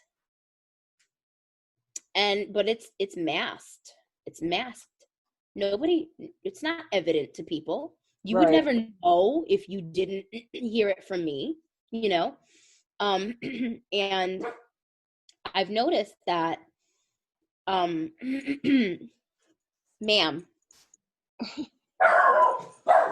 How dare you? I'm going to mute him. I'm going to mute him. All right, we're going to pause for just a moment. So doing your generational work is important because you're alchemizing generational trauma. Now, your generational trauma may not look the same way for you that it did for your aunt or for your mom or for your dad or for your brother. It will look very different, but the energetic signature is going to be the same. The blueprint of that energy is precise because it's been passed down through the DNA. Everything about you is genetic. Your consciousness is genetic. Everything about you is genetic. Your illnesses, your looks, your traumas, it's all genetic. It's all genetic, right? So we're going through an immense period where our DNA is being upgraded, but we have to do the work too. We have to relinquish things, right? So like I said, my spidey senses get real zeroed in on pedophilia energy and incest energy, because that's what exists in my family, as well as negative partnerships. There's negative associations to men. Women have an issue with the men that they choose, but there's built-in misogyny into the family that's namely feminine. Yes, ma'am. The amount of female members far outweighs the amount of male members, and there's a lot of built-in misogyny in my family. Okay? So that's something that has to get dealt with, because, you know, your grandmother's, she allowed herself to get raped and her children to get raped just because she had nothing else going for her. She didn't know what else to do. Is that like what you want for future generations? Is that what you want? So these are the darker sides of things that exist in almost every fucking family I know. I it's easier to say who hasn't experienced this shit than it is who has, because the answer of who has is a damn near everybody. You know? So everybody that I know has gone through some shit. Me and you exchange stories. Me and my other friends exchange stories. Even when I wasn't really focusing on sexual trauma in a session with somebody, it comes up. Yeah. It comes up. Absolutely it does. So there's this understanding that I have, I have like these bloodhound like senses that just pick up when there's something there. And it's like, I don't care if you don't remember it. I feel it. And it's not just me. Yeah. Because I've come to the place on my healing journey where my experiences, they've allowed me to become who I am so that I can hold space for other people. And I think it's a beautiful thing. And I'm not triggered or traumatized by my experiences anymore. They have become my fertilizer. Yes. And I'm able to hold space for people who, I understand everything hurts somebody differently. Right. From my perspective, people who have gone through far more difficult things than I have. And I hold very sacred space for them. And for people who have PTSD in regards to sexuality or things like that, I'm able to hold space for them and make them feel safe, because you reacting to the, oh my God, I can't believe, they don't need that. Right. They don't need you to do that. That's you showing yourself how unhealed you are. Because we can feel strongly about something, but we don't have to react every single time. The overreaction, the violence, you know, if you utilize that experience properly, meaning you do the healing that needs to be done and you become a voice for people just like you.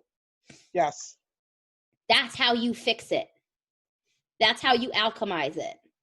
So being the first one in my family to be, not the first one to be honest about my experiences, because there were a few before me. Right. But not on a social platform. I've been very honest. I don't go into detail because a lot of family members do follow me. And it's not that I want to avoid conflict with them. It's just you're already resistant. So digging that in deeper is not something I'm interested in doing. Yeah, I gotcha. It's not because I have anything to hide. It's because you'd be helping to create more resistance if you respond a certain way. So when I post something, my family members could easily go, oh, maybe she's talking about the other side of her family. Maybe it's not this one. Let them think what the fuck they want to think, because they know what's coming up for them. They do. I'm not in control of what they do with the information I provide. You know what I mean? So for as long as you don't deal with that, you're giving that to somebody else. And is that what you want to do? That's not what I want to do. That's not what I want to do. Nor I. I want to be. I am pure. I want to maintain that purity. Purity doesn't mean that you don't have impurities. Right. It means that you recognize yourself on a grander level of, okay, I can integrate that into my beauty, my light, my sovereignty. I agree. And I think that's a really big lesson for Scorpio season. Yes. It's deep. It's deep. Scorpio's deep. You got to get with it. And I feel like there's some things that we all know are going to be uncomfortable, so that's why we avoid them. But doing your work sometimes means having to deal with those things. So you might as well, it's going to be uncomfortable. There's no way around it. That's just part of it. That doesn't mean it's not worth it. No, it's very worth it because you're clearing generational karma and trauma. And not only are you opening yourself up to experience more of your own light, but you're creating more light when you create families, and you're bringing people into this world with a safer foundation. Yes, ma'am. And a lot of people can't seem to get out of their own way because it's like, well, this is hard for me. It's hard for everybody. Shut up. The fuck? It's not easy for anyone. That's an important thing to put there. Look, the more that you get, people get mad when I say this, but it's like victim mentality. Look, nobody is invalidating your experience by saying it's hard for everybody. This is just a reminder so that you don't become such a selfish dick that when, let's say, okay, usually people snap on you and say that when you're in the midst of trying to be there for them while they're going through this. First of all, you know how many people don't have anybody to help them go through it? How blessed you are that someone showed up for you? I'm just saying.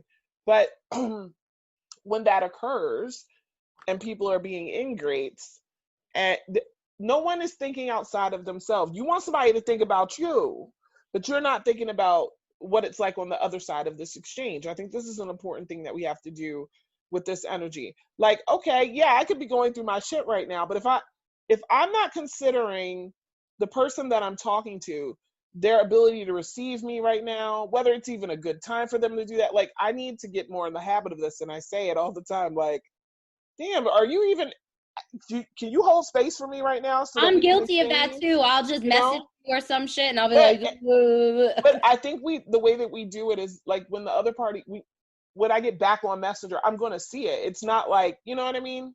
Whatever's going on. I'm not really interrupting anything you're doing. It's more like it's there for whenever. Mm-hmm. But in our one-to-one, like maybe not so many face-to-face these days, conversations in person with a lot of different people, maybe one thing that we're not doing is thinking of how we're taking or what other people are going through that are going to make them respond to us a certain way. I think if you look through life through a very like narrow lens, once you are dealing with your trauma and your hurt, and it's just kind of like, this is uncomfortable anyway, it's very easy to get caught up in like feeling disrespected and slighted and selfishly thinking that you're all that matters. I mean, yes, there's a part of you that has to go within self, but how do you do that when you interact with others so that they're not slighted by that? Yes, I think the misconception is you are most important to you. You're not most important in comparison or contrast. Right. Thank you. That's a good distinction to make, because that being the case, someone else is going to themselves is going to be the most important to them. So why would they respond to you like you're the most important thing to them? That's the other thing. It's like what we throw that on other people. Look, I'm appreciative if you listen, communicate, talk, interact with me. Same. Hopefully I can get something from every single exchange, even the ones that we have with people that like, we're like, unsavory, right? I learned something, I take something from it, but you have to recognize where, oh my gosh, I may be like so focused on me that I'm not thinking about how I come off, and maybe you don't care. And I get it. Like sometimes that happens, but this is not the time. It's not the time to fuck around. No, the Scorpio energy, along with this telling you all this positive shit, like makes people suspicious as fuck. So if you moving funny in any way because you can't, for whatever reason, if you're There's going to be moving a lot of questioning. yes, it is better to be clear. As clear as can be in this heavy energy, because people are already on alert. The Scorpion is poised to sting. Like, so, you know, given that that's the case in situations and environments where you value the people around you, you got to kind of stay on even. Everybody's going through something right now. I pull cards. I know she's going to pull cards too.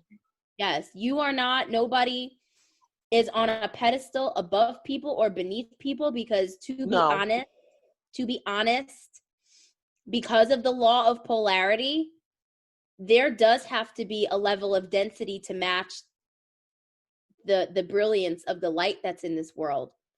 Right. So we really all kind of have to come out of that like polarized thinking.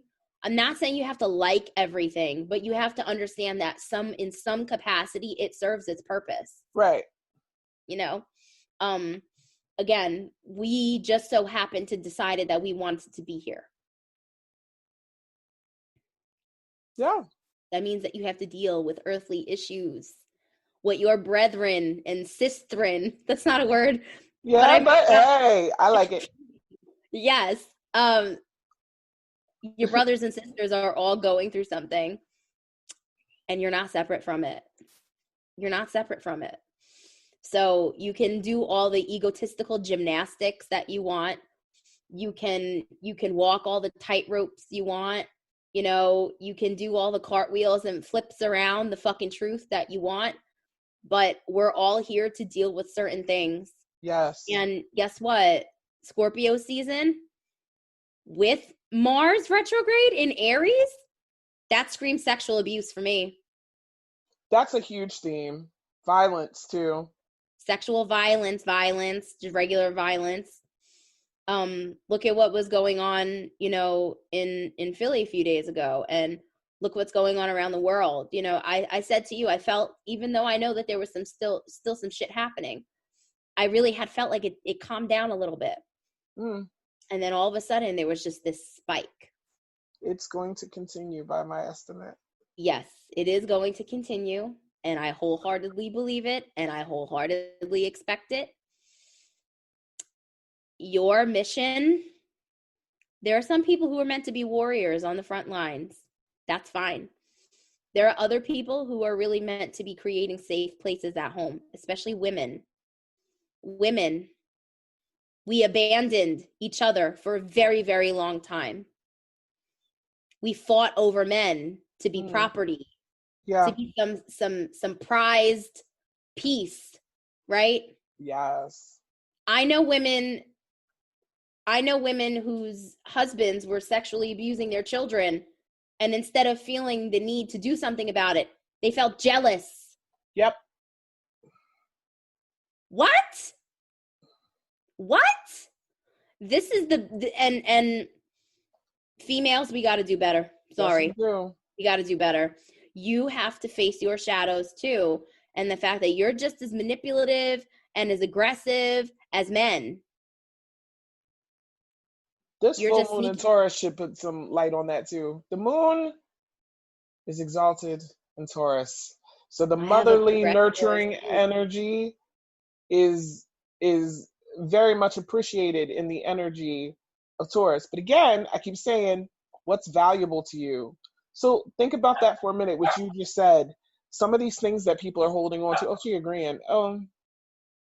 Excuse me.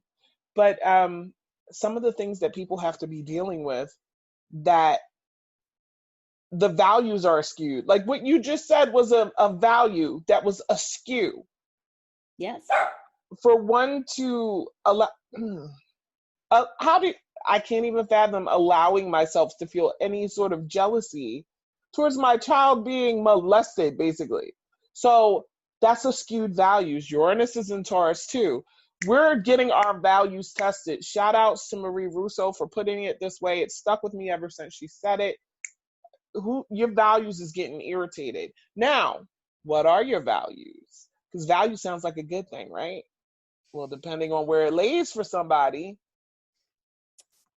You could be embodying the females, the feminine. You could be embodying the dark mother, or you can be embodying the loving mother. Lilith and You Taurus get too? to, you get to choose which one you want to be. I think a lot of women too, if you have endured sexual abuse, you should be looking for signs and symptoms within your kids. So if your kids are hypersexual, well, we live in the age where there's just ass and titties everywhere, and you really don't have to have special access for it, True. you know? So kids' minds are being corrupted earlier. Being okay with sexuality is okay. But what happened to just like tasteful nudes, paintings? That's sexuality. Sexuality isn't just not like facials and anal sex.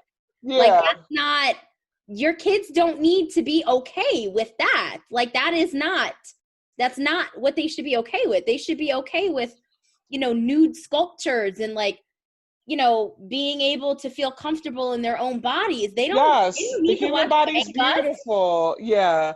The human body's beautiful. I don't think there's any, it's just, there's not the value is askew. Again, another thing. The value is askew. Yes. The entire world has been, it's sexually tainted. We are sexually sick. We are diseased. I agree. In the realms of sexuality. And if you don't hear that nowhere else, I'm sorry. But we're saying it here and we're standing by it. So that's heavy. That is very heavy. Listen, I pulled cards for the elements. I love it. Just to make it, I'm sorry. I just was like, woo, it kind of hit me and stuck me right here. Yep. Starting with fire, risings, suns, moons. So that's Aries, Sagittarius peoples. She said Leo peoples. I pulled from the Wisdom of the House of the Night deck and the Moonology deck, and individuality came up for the fire signs. So, listen, Mars came to mind when I saw this. Mars is like right now in its like favorite place to be, right? And it's not going at its regular expression. This energy is getting pushed inward. What parts of you that make you that that make you deep down, you feel it burning, are being suppressed and pushed inward? And why? That's not always a bad thing. No, it can be conditioning. Yeah, you might need, listen, I'm sorry, fire spirit wants to move, okay? So it can feel particularly damaging, especially I feel like to fire moon people. Oh yeah. For emotions to just be pushed more inward. You want that expression out of you. Like you know what I mean? You want it to go. You want it to have space to move. It needs to do that. So when it doesn't, why is that happening? Sometimes it's to get shit to your attention. There's something about your individual journey, your individual self, your sense of self, I should say, that is making you feel like movement needs to happen. Movement can happen in the form of like physical movement. You can channel that through there. Some people do that all the time, and it seems to let out a lot of their internal turmoil and aggression. You still have to deal with what's at the core of it, but you might have to speak on some shit. Journeys are spiritual and inward as well. Yes. Not just physical. Then the waxing crescent moon card came up for them, which means have faith in your dreams. The thing about that is, another thing. Sorry, Mercury would rather be in Gemini or Virgo, but it's now back in Libra. Still an air sign, still about processing things in a certain way. But the Scorpio energy wants you to go beneath the surface. A lot of people, when they need to go underneath the surface, they're not able to do so consciously. Like you said earlier, like 90% of what's going on with us is actually coming from a subconscious place.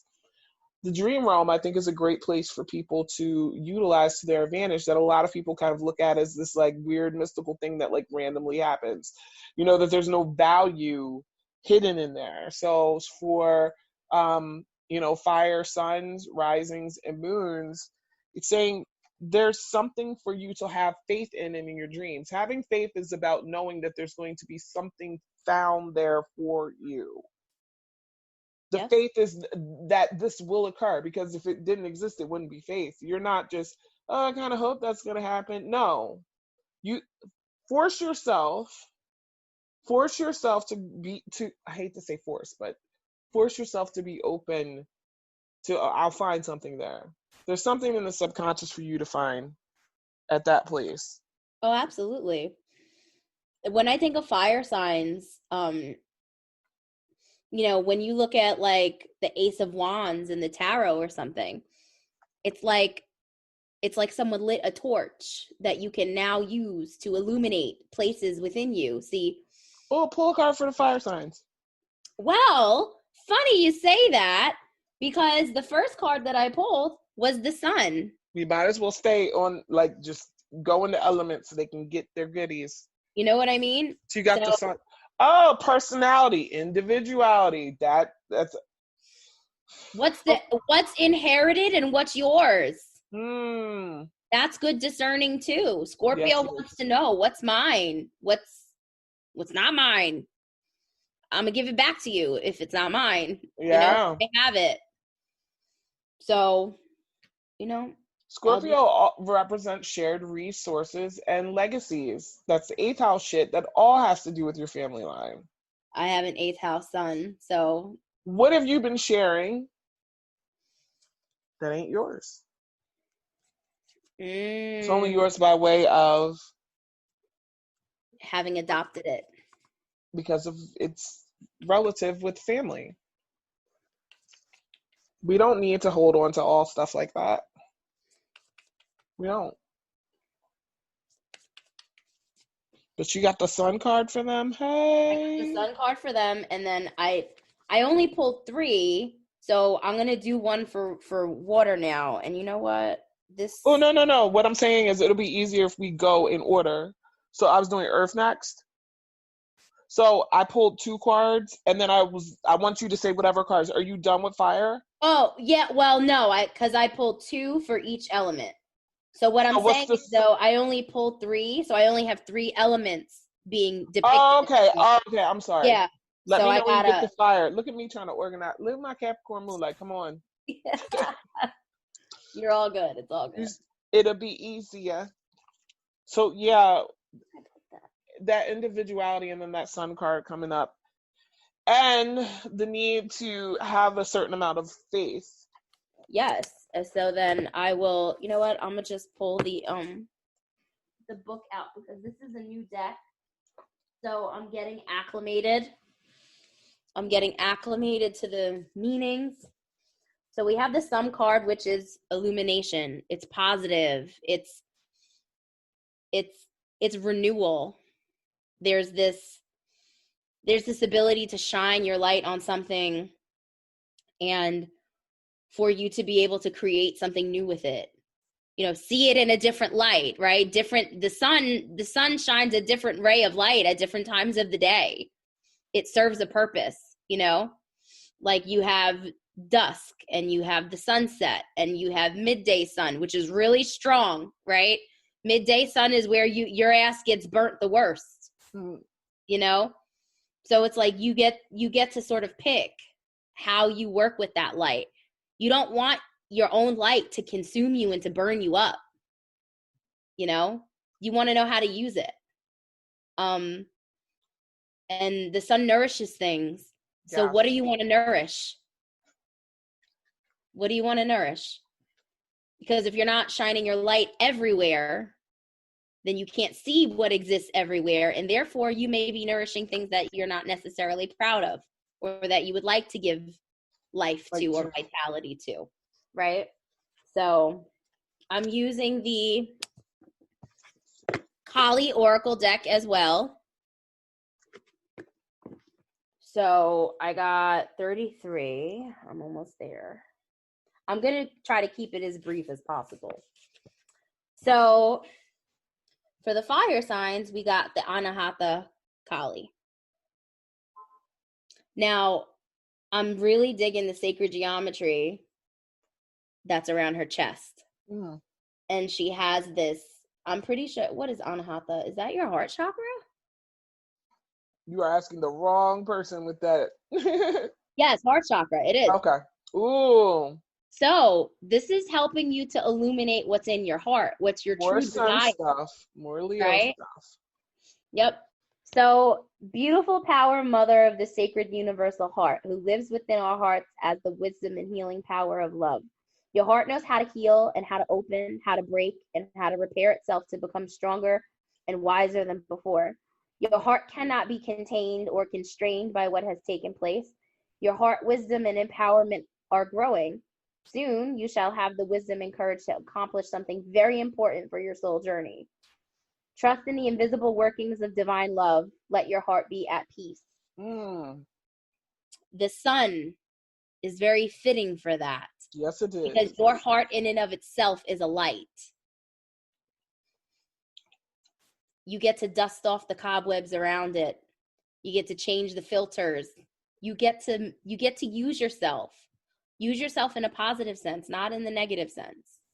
So step up to the plate and be brave enough to do it too, because that sun is Leo energy, which rules the heart chakra. So it's love like, is truth. yes, love is truth. Yes, it is. Only people who don't care about you lie to you. Yes. Love is truth. Yes. So stop feeling offended when somebody has something to say that could be valuable to you. Stop resisting just because you didn't fucking come up with it. Enough. Dig it. All right. So what'd you get? So, oh no, I was done with fire. Are you still firing or? No, I'm done now. Okay, now we're Earth. Earth. Okay, cool. Taurus, Virgo, Capricorn. You hear that, Moo? Capricorn. You look right at me. We got letting go for you guys. Now listen. Hey, Earth signs. Your element in general. Firm, usually. It's a stable place. Letting things go sometimes is not that easy, Earth signs. Being able to allow things to kind of die. Some I feel like it depends on a person's like whole chart, but in general, you know, Earth is practical. Now, the letting go portion in this season has a lot to do with, for you, I'm picking up on, what do you consider practical? What is practical matters to you? For instance, we sat and talked a little about how our family can kind of be the seat of most of the things that we're dealing with in some of this energy. So some people have set their own set of rules, you know, just on how I'm going to deal with life in general. Has it been practical for you thus far to deal with your family in the way that you've been dealing with them? This practicality, is it coming from a place of, okay, I don't, you know, it really doesn't matter how I feel, but, you know, I got to get through it. So if that's dealing with your family members having to do things you don't want to do just because, you know, your family expects you to, all those sort of things, someone could probably have convinced themselves that, you know, I've had to be this way about it because, okay, it has to do with, you have to let go of the expectations of other people, design your life and your behavior around what is best for you deep down underneath all of this. A lot of family trauma comes from, and people don't like this feeling of being pointed out for not going along to get along, because it's no longer practical to them to do that. That's not something that they want to do. It does not serve them well. The minute you start stepping up, then, you know, people have something to say. This is how a lot of black sheep feel. Yeah. And then people teeter the line. Like, I don't want to feel like the weird one in the family because I'm challenging what they're doing or what they're saying or tradition or whatever it is. You know, you have the ability right now to use this energy to let go of any parts of what you've identified with in your habits with your families, habits with yourself. Absolutely. That it's really not for you. And it's interesting because what comes up with that is basically the new moon in Cancer card for you Earth people. You and your loved ones are safe. Listen.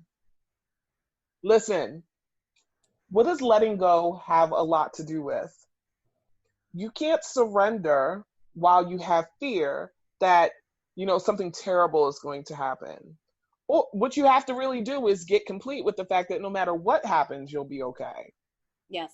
The world is not going to fall apart because you stand your ground and no longer just go along with what your parents or your family wants you to do. It's good.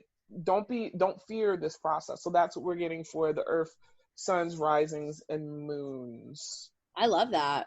What did you get for Earth? I got the Wheel of Fortune. Oh, bitches.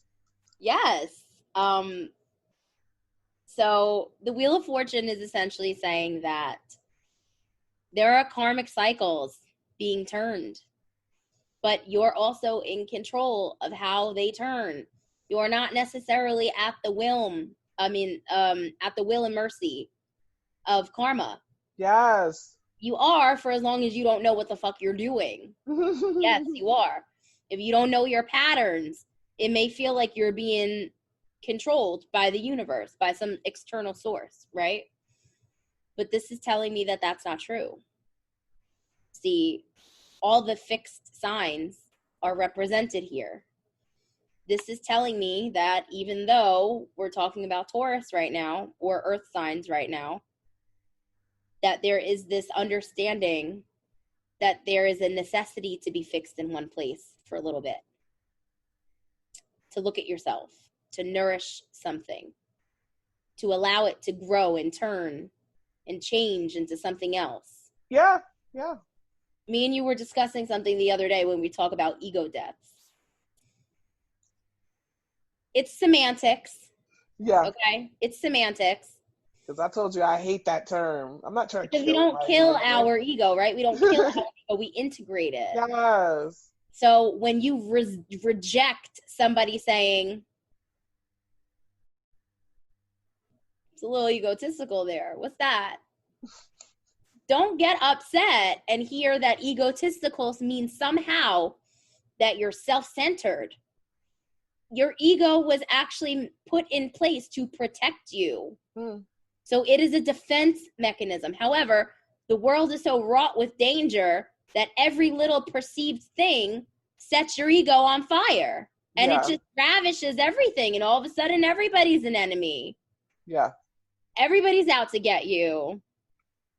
My ego comes in when I feel like people don't want to listen to me. Because then I want to get loud. And then I want people to listen to me. That's me. That's where I get egotistical. You not being heard is a safety concern. Yes. It doesn't mean that I'm this like braggadocious asshole that just wants to be heard and paid attention to. No. Pointing at a wound, yeah. It's pointing at a wound where my little self knew something wasn't right and nobody wanted to listen to me. And then I incurred the consequences of that. Right. So it's not because I'm an egotistical asshole. It's because I need to feel safe. And if you're not listening to me, then that tells me that even if what I'm saying is not important, when it is, you will still fall short and still make me feel unsafe. Okay? Yeah. So there's this. See, this almost looks like the sun too. Look at these two next to each other. This was the sun, and this is the Wheel of Fortune. Guess what? Scorpio is a fixed sign. The And sun's in a and fixed Leo's sign. on the Wheel of Fortune, isn't it? And Leo, Aquarius, Taurus, Scorpio. So that's bringing the sun. And do we have some really relevant placements in all of those? I don't know about Leo.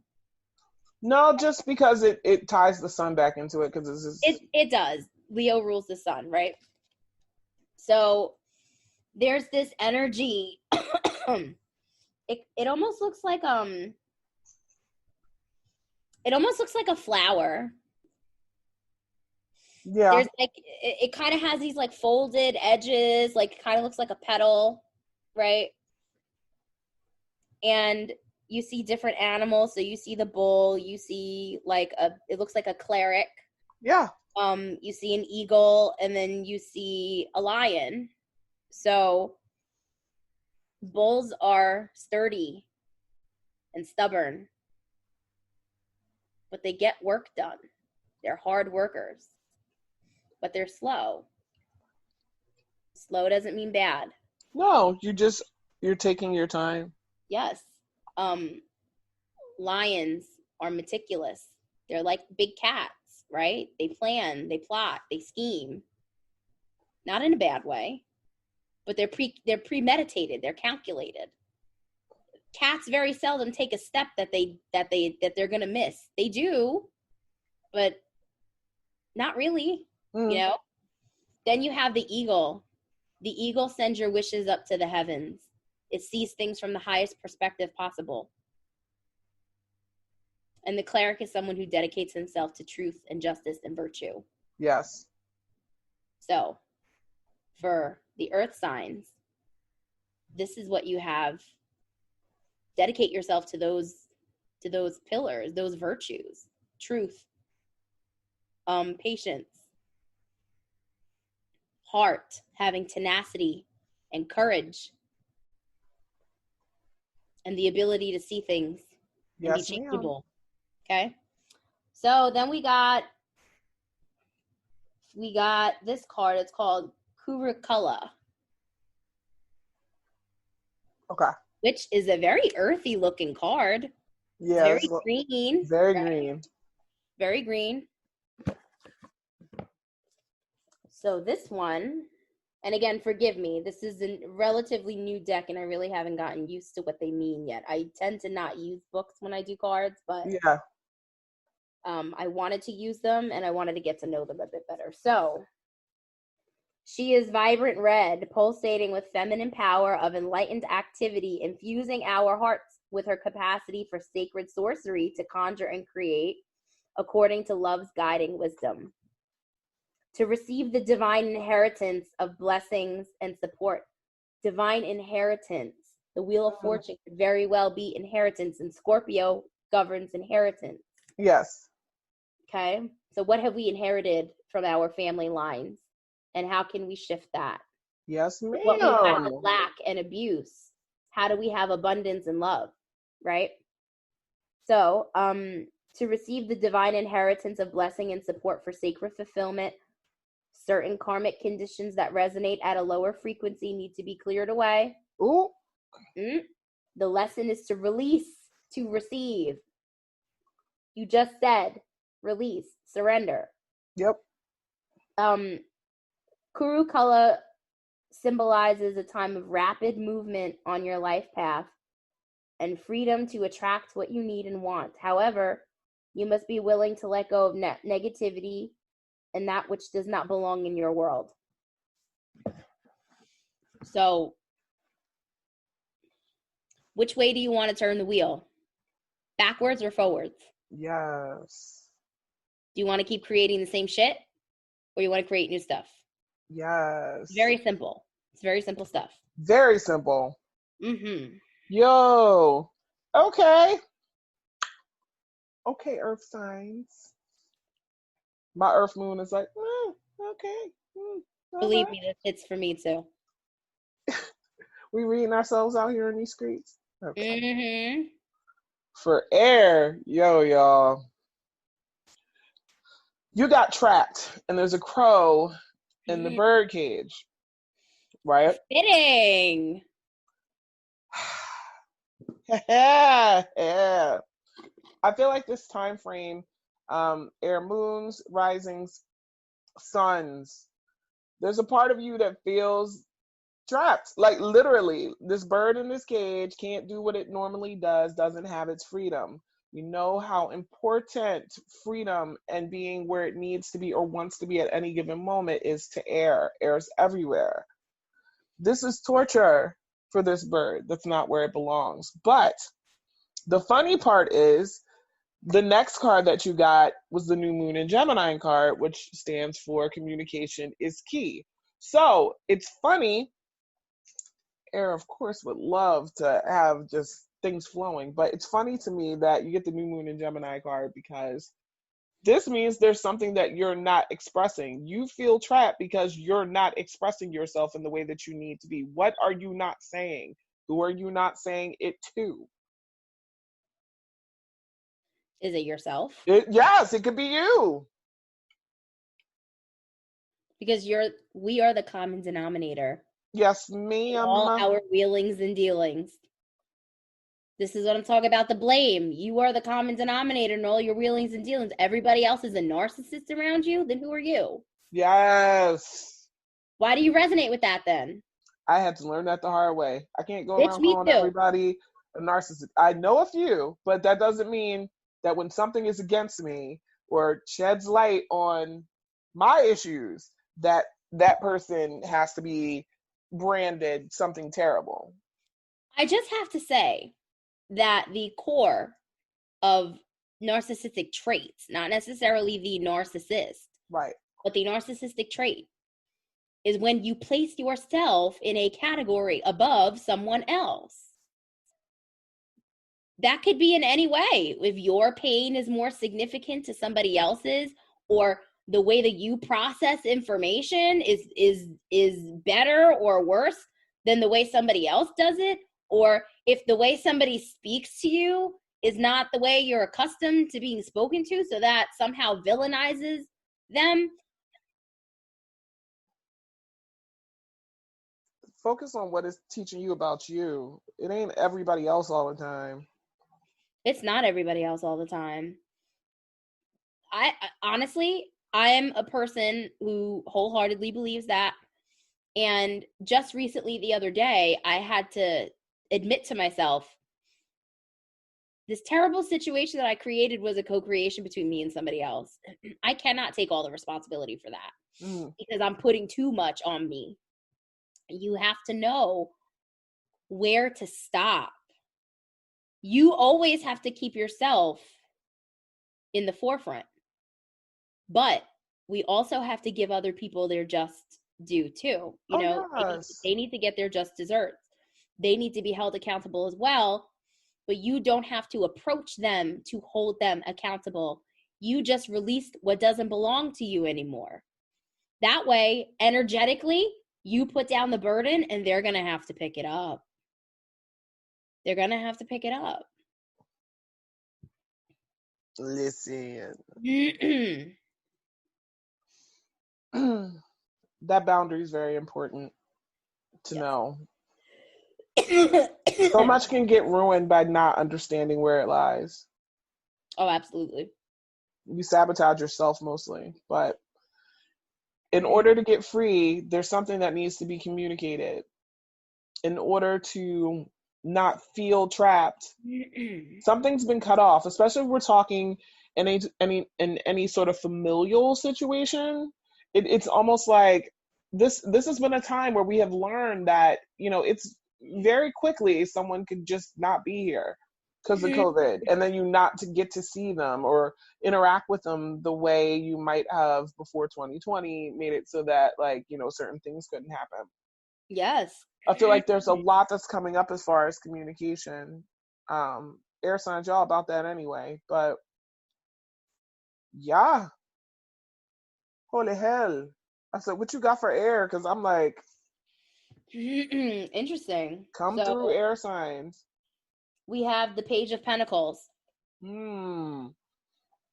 So pages are young, immature energies, uninitiated. Air is not very well initiated. Mercury is taking you into an initiation of sorts. A different one. A different one. A feeling one instead of the air thinking. And so is Venus right now. Yeah, definitely. Venus is taking Libra into an initiation. Right? So, Page of Pentacles. There is something tangible for you to gain from you not being so flighty and distracted and not wanting to be caged in like the crow. Yeah. The crow actually goes and retrieves knowledge and information. Yes, it does. Shiny things. There are gifts that could come back to you if you stop being so fucking focused on what other people are trying to take away from you. Get over it. Or what you perceive too. Or what you perceive. Honestly, that's trying to take from foremost. you. Yeah. That's first and foremost. Stop thinking that somebody wants to fucking take something away from you. Nobody gives a shit. Nobody fucking cares. I don't, So there's something for you to gain. You will then become the knight instead of the page. Graduate. Graduation. Yes. There's a graduation that I'm seeing here, and it has earthly, tangible results. It could be in the realms of health. Pentacles are physical. They're earth. It's physical.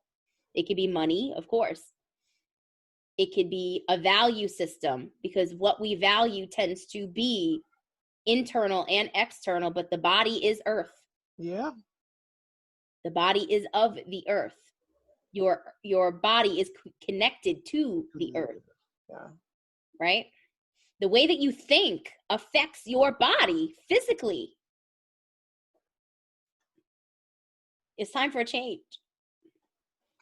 It's time to buckle down. It's time to buckle down and get what's rightfully yours. I agree. Stop flying away from it. Just sit fucking still for a minute.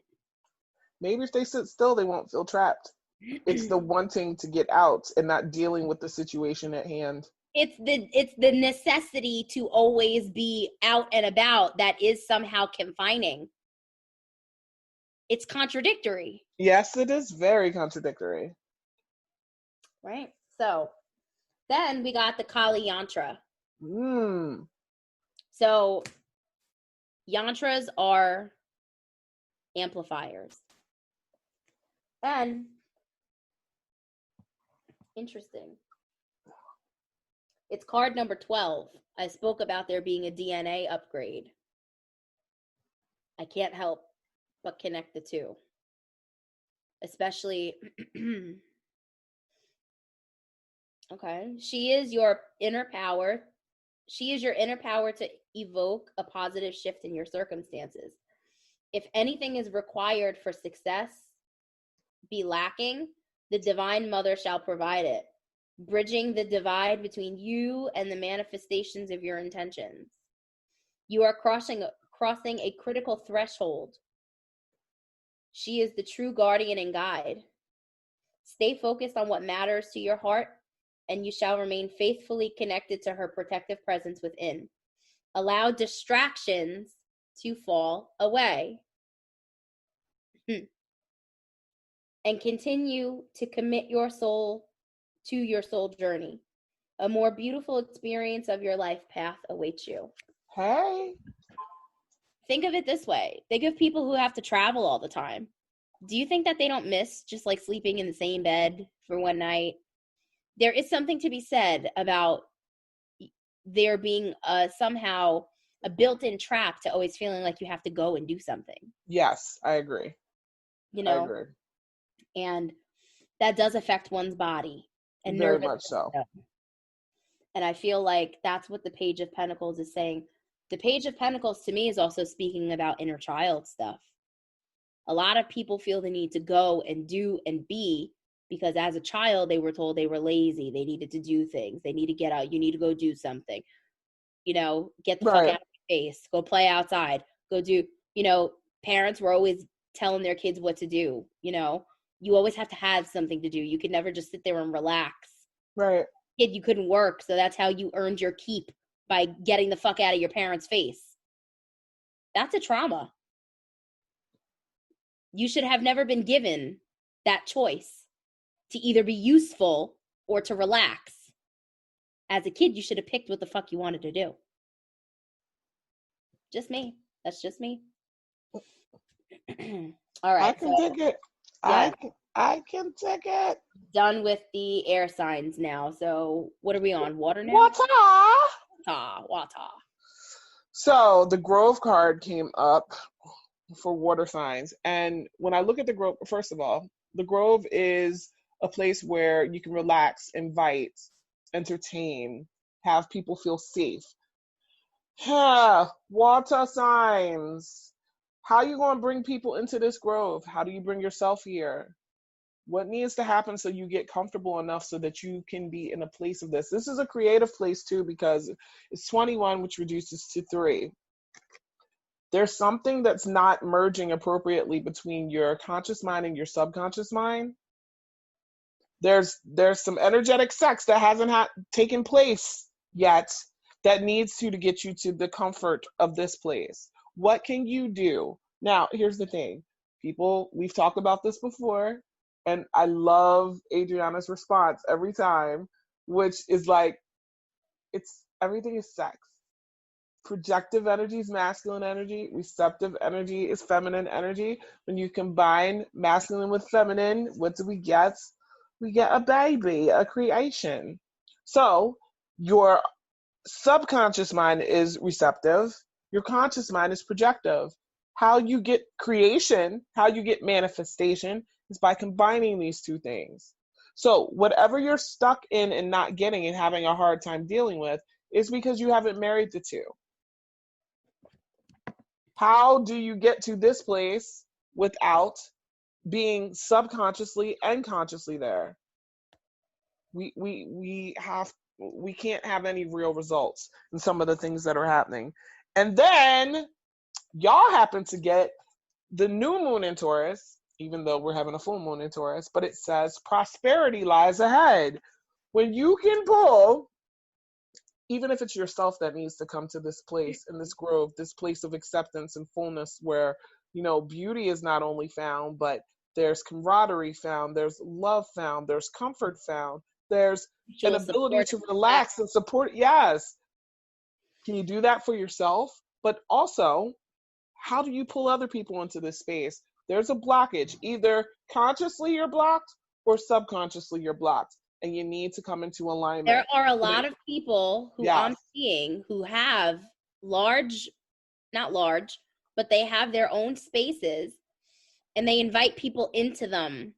And it doesn't really feel like a lot of them are in integrity. It feels like people surround themselves with those who never really do much better than them. Yet there's this facade being projected that, like, I give everybody equal opportunities. I give everybody, I'm not feeling it. So what is your motivation by bringing so many people around you? What are you really doing? And this is where the shadow work needs to come into play. Right. Because it's either you're nourishing people to be their better selves by giving them a platform, or you're siphoning them. Which one are you doing? Do you know? Probably not. You have to be aware of it. If it lies in the unconscious, the way we bring things into our conscious awareness, well, usually things are in our conscious awareness that we're present to. It's the things that aren't that we have a hard time with. But with that new moon in Taurus card, like, you gotta sit in what's not there, is what I'm getting from that. The bull don't want to move. The bull does not want to move. It has to either have an idea in which, like, ooh, I can do this, I better start moving. Or there has to be some sort of external force or something tangible that they see in front of their face where it's like, I'm going to chase after that. Yeah. Something has to be worth it to you. What card did you pull for the waters? They actually got the World. which goes very well with the cards you pulled. The world. Yeah. The world also is flanked by all of the fixed signs. So earth signs and water signs pretty much have this portal of possibility open for them.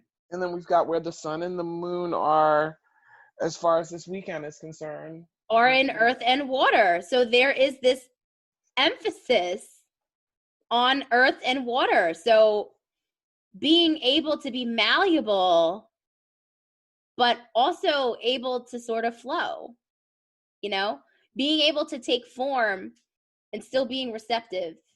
There is. Because you can do so much with earth and water. Yes, you can. And she's just, you know, it kind of looks like she's just like doing a dance in her little wreath there. You know, she's holding like little wands in both of her hands, or little batons or whatever. Mm-hmm. And it kind of looks like she's dancing. Her dress is like really flowy and like, you know, let's go. Yes. And I love it. All the colors that are depicted here are shades of purple and pink. Pink is another color for your heart chakra. Purple is a color for your crown chakra. So you have to open your heart to receive, because there's information that is already making its way to you. But if your watery filter is muddy, then you're not going to be able to receive the information in its purest essence. You're going to put that egotistical filter over what you're gathering because you want it to be something that other than what it is. Stop. If something is what it is, let it be. Stop trying to turn it into something that it isn't. You know? Then we got this card. So it's called Bhadra Kali. I could be just massacring these words. I fucking love that picture.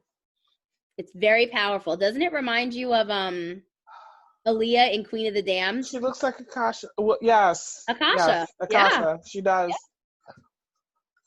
Yeah. So, our wild divine mother knows when to become gentle with our hearts. See, there has been a theme of hearts in every one of these cards. Yes. There's major heart healing because the earth is healing too. The earth is going through a period of contraction and expansion. Our hearts are being upgraded. I mean, you know, my asthma has been terrible. That's heart chakra purging, you know. But it's been terrible in a different way than what I'm used to. So it's something different, right? Bestowing sweetness that liberates us from fear.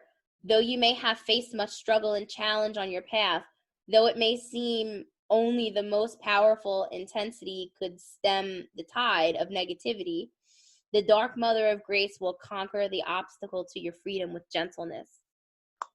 She manifests herself as Bhadra, the gentle. I could be saying that wrong. Don't crucify me. She will calm the waves of emotion, eradicate doubt and despair, and provide safe and graceful passage through all difficulties. These are external difficulties and these are internal difficulties. Right. We are not always the good person and we are not always the bad person. Amen. Sometimes our best intentions are laced with self-interest because subconsciously you need to make everything about you. Right. These are little hints of inbred narcissism. When you make yourself more important than somebody else, or you demonize other people, or even people who demonize themselves. Yes. Slightly narcissistic because they're robbing you of the ability to say, I don't like that. So they try to beat you to the punch. And then you're like, oh, well, you already know, so I don't need to say nothing. No, that's a manipulation. That is a manipulation. When people announce their flaws with anger, they do that because they want to take the spotlight off of them. They go, well, if I say it, Yeah. You don't have to look into me anymore then. I said what the fuck I said. Stop that.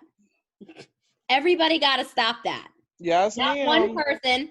Everybody got to stop that. Stop that. So, Yes. Don't make me get you. So, honestly, they're really, really fucking beautiful messages here for everybody. Yes. I resonated with each one because we're all of them, right? True. Yes. We're all Different of them. parts of yourself, you feel them. Yeah. There's something coming up with that too. I keep reminding you guys, I'm still adding all the people's contributions to it. Y'all is all 12 signs. When I just say like earth, air, water, fire, whatever, those are different parts of yourself. Some people are more dominant, some people in some of those elements. You still have them all in you. You know, the sun right now in Scorpio is going to be hitting everybody's chart somewhere, whether you have any planets in Scorpio or not. It's very important for you to understand that these cycles of energy are not just like these disconnected things. If you weren't connected to it yourself in your own being some way, then it would have no effect upon you. But you do. We all do. So tap into it. There's nothing to fear. No, you have Scorpio, and people will fight. I don't have any Scorpio, and you have an 8th house, and you have Scorpio somewhere in your chart. The whole wheel is your chart, not just my moon is in Taurus, my sun is in Aquarius. No, like I'm gonna break people out of this fucking habit. It's driving me fucking nuts. I can't take it with people anymore. Listen, you have the energy of all 12 signs in your charts. I can prove it to you. So stop trying to fight me on it. But seriously, it's really a beautiful thing that you do. That means everything going on astrologically at any given moment is impacting you in a unique way. The energy is just configured differently for you versus someone else. So, you know, I could sit here and I could cry over how Mars is just rolling right over like a big red angry tank over my moon and my Mercury. Yeah. And my Eris, I think, too. Okay? So I've had this little bit of me that wants to shit stir.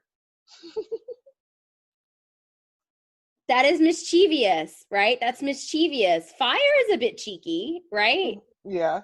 Fire's a bit cheeky. It's tantalizing, but it'll burn your ass, you know? And then how you've used it, or like even just in using it today, it's like, I put it towards good. Your choices come into play. Your choices and your subconscious motivations come into play. So when I feel like people, I'm always acknowledging myself, right? I acknowledge myself. When I feel like other people are committed to demonizing me because I acknowledge myself and that scares the shit out of them, and then they start taking little digs at me. See, now I'm going to keep going. Well, that's the activation of those energies within you. Yes, you set a forest fire. Because now I'm just going to keep pressing that button and pressing that button until you either address me like you should have done in the beginning, passive aggressive bullshit, or you remove me. Elevator go up, elevator go down. You can play with it. This my elevator. It's not your elevator. It's my elevator. we gonna you any play. So like you can see and break down how, you know, different things going on in your chart activate certain parts of you, and then how do you use those activated energies? How do you choose to use them in any given moment? There will be again, working on a self-paced course for people to help you better understand these parts, because I'm telling you, the information is invaluable. You'll really get to understand and appreciate the different cycles of time we get. Yes. and how they help you grow as a person and the opportunities that you're presented just through the energies that are present. So embrace this shit, y'all. Yep. And Janae is really great at creating digestible material. You know, I've been trying. I know it's difficult to create things. It's not, the creational energy may come easy to you, but the actual like detail of it I it's gotcha. a lot sometimes, Yeah, because I'm like really like, mhm. but she's right. You're right. And then on top of her working on all that, she's going to be writing for us too. So these will be pieces that are exclusive just to the Cosmic CEO magazine. Yes. So she'll be working on that. Me and her actually working on a few things together, which we have to start soon. She's going to be writing about practically using astrology, which ties into what I just said. There's no point in me telling you about what all this shit means if you can't understand how you can use it practically. Like seriously, that is my goal in life, is to get people to understand how it ties into everything. Because without that, I'm just saying words at you. Like, absolutely. And then she'll also be writing horoscopes, yes. which is huge because most horoscopes are really cheesy. But that's not the route we're taking. That's not what we're doing here. That's not what we're doing here. Then me and her are going to be working on sort of like a musical compilation. Yeah. Of music that responds and corresponds to the energies of the current times. Yes. And then I'll also be doing tarot scopes for the 12 signs too. So I sort of have a lot to do, but we both do. We're both contributing so much. So I'm super excited for there to be things that are just exclusive to this place because those who really want it will come for it. Yes, and I need to put a link in this to all the stuff with could you describe the Cosmic CEO? I forgot to even completely give it a proper introduction. It's okay. So the Cosmic CEO is a magazine that's being launched. So there will be physical copies that you order, but there will also be digital copies. And then a community is being created around it, where we'll have like new moon ceremonies and, the founder. So my friend Layla, she's an NLP practitioner. She has a degree in psychology, and she really wanted this magazine to be a game changer. I mean, I sent you the birth chart of Cosmic CEO. It's deep. Mm-hmm. Like, it's really going to stick in the subconscious. Right. That's what we do. We get down. This isn't just a floofy magazine. It's really meant to stimulate the way that you think, the way that you approach life. Yes. So we'll be having people contribute articles on human design, astrology. I am looking, somebody I think is currently working on a numerology article. I'll be talking about my womb healing. I'll also be doing the tarot scopes, and I'll also be creating like a music playlist with you too. So then we're going to be introducing other people who are going to be interviewing people who have metaphysical businesses, those who are following their soul's purpose. Yes. We'll be doing interviews with them. I also wanted it to be, our idea was that we wanted it to be like a spiritual Vogue, right? Yeah. That's what we wanted it to be like. So in order to have to do that, we also have to incorporate fashion and art and music and all of this other stuff into it too. So we'll be highlighting like artists and creators and other people, and feature like an item of theirs, like a kind of like a what's in my cart thing, right? Yeah. So exclusive things that maybe you have never seen before. I'm very good at finding those things. I find very unique items and I hoard them for myself because I'm like,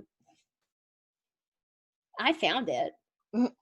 See, that's my little like shadow. I don't like to share things a lot, right? because I'm like, well, it's not unique if everybody fucking has it,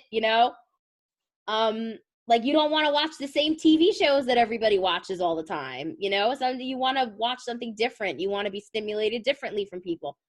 I want to be stimulated differently from people.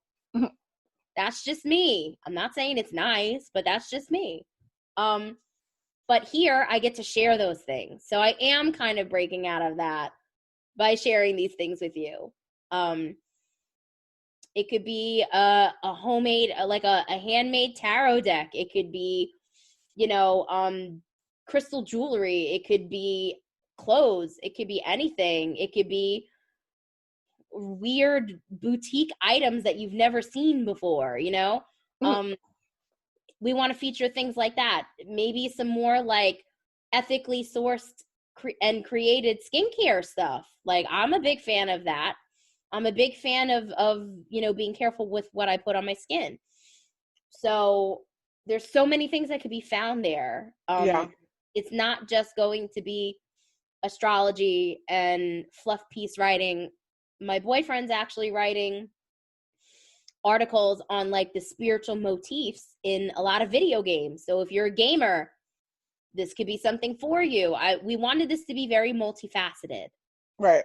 So we wanted there to be something for everybody. And I don't want this to just be a magazine. I want it to be a movement. I want it to be something that stimulates the masses, I want it to be something that you can keep on your coffee table and people read through it and they're like, holy shit, I never thought about that before. This is awesome. That's what we want to do. We want to stimulate growth.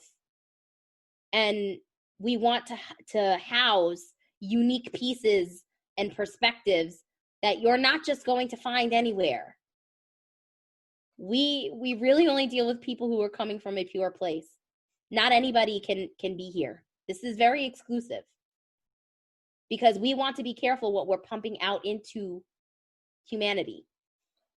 If you're not pure, your intentions are not pure, then you're not for us. You have to be coming from a pure place. So if you're coming from a pure place, then that's why you're writing for us. That's why you're contributing. That's an energy that everybody can be in right now with the purity. The Scorpio energy is great for that. Yes, it is. Y'all, I'm telling you, you can use it in whatever part of your life most needs it. And I bet you can see it in your chart. Absolutely. And I bet you can determine where your own intentions aren't pure. And I bet you can determine how you're picking up on whoever else's isn't, but whose is too. Let's not all just like act like it's only. You can only pick up on negativity. You can pick up on positivity too. Damn sure can. And this is a good time for discernment. Again, remember extremes. Started off talking this or that. Which category is it in? Sometimes you got to be extreme to get things done because you have to. How else are you going to like decide whether to keep something or throw it away? I don't know what to do with it. I did that. Sometimes you have to be acting in it. Sometimes the extreme isn't necessarily choosing one or the other. It's completely retracting from both and going, Maybe you don't even like this decision, like these two options. That can fit in so many different ways. And it's unique. Y'all, take it in. Use it properly. Yes. That'll be the best thing you can do for yourself under this energy. Absolutely. Please take it in, people. Utilize it. Honestly, utilize it. Higher self will thank you. More than you know. More than you know. And so will future generations. If your motivation for doing this isn't strong enough when you just think about doing it for yourself, right? Think about the world that you're going to leave behind.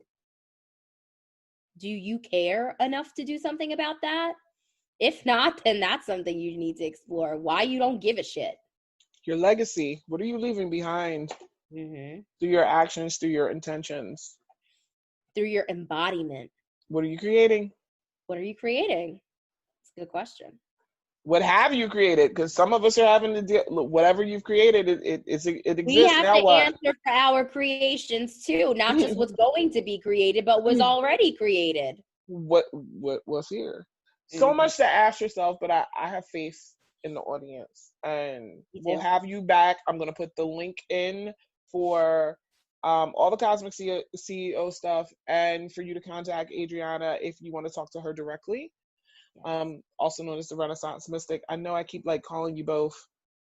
Well, both are applicable. That is true. That is true. But I don't want to do so in like and be like, oh yeah, like I should have just said both to begin with. Yeah, instead of just like interchangeably. But happy full moon in advance, you guys. Yes, you too. Take it in what she said. A lot of these themes coming up are all going back to that family line, all going back to that heart chakra, all going back to those things. There's a reason. And we'll post pictures too of the stills of the spread. So you guys have a great one. And thank you again for listening to another episode of Spiritual Gangsta Certified. We will see you on the flip side. No problem. It's always a pleasure. We will have more time such as this one. Thank you so much for joining. You're welcome. No problem, love. Bye, y'all.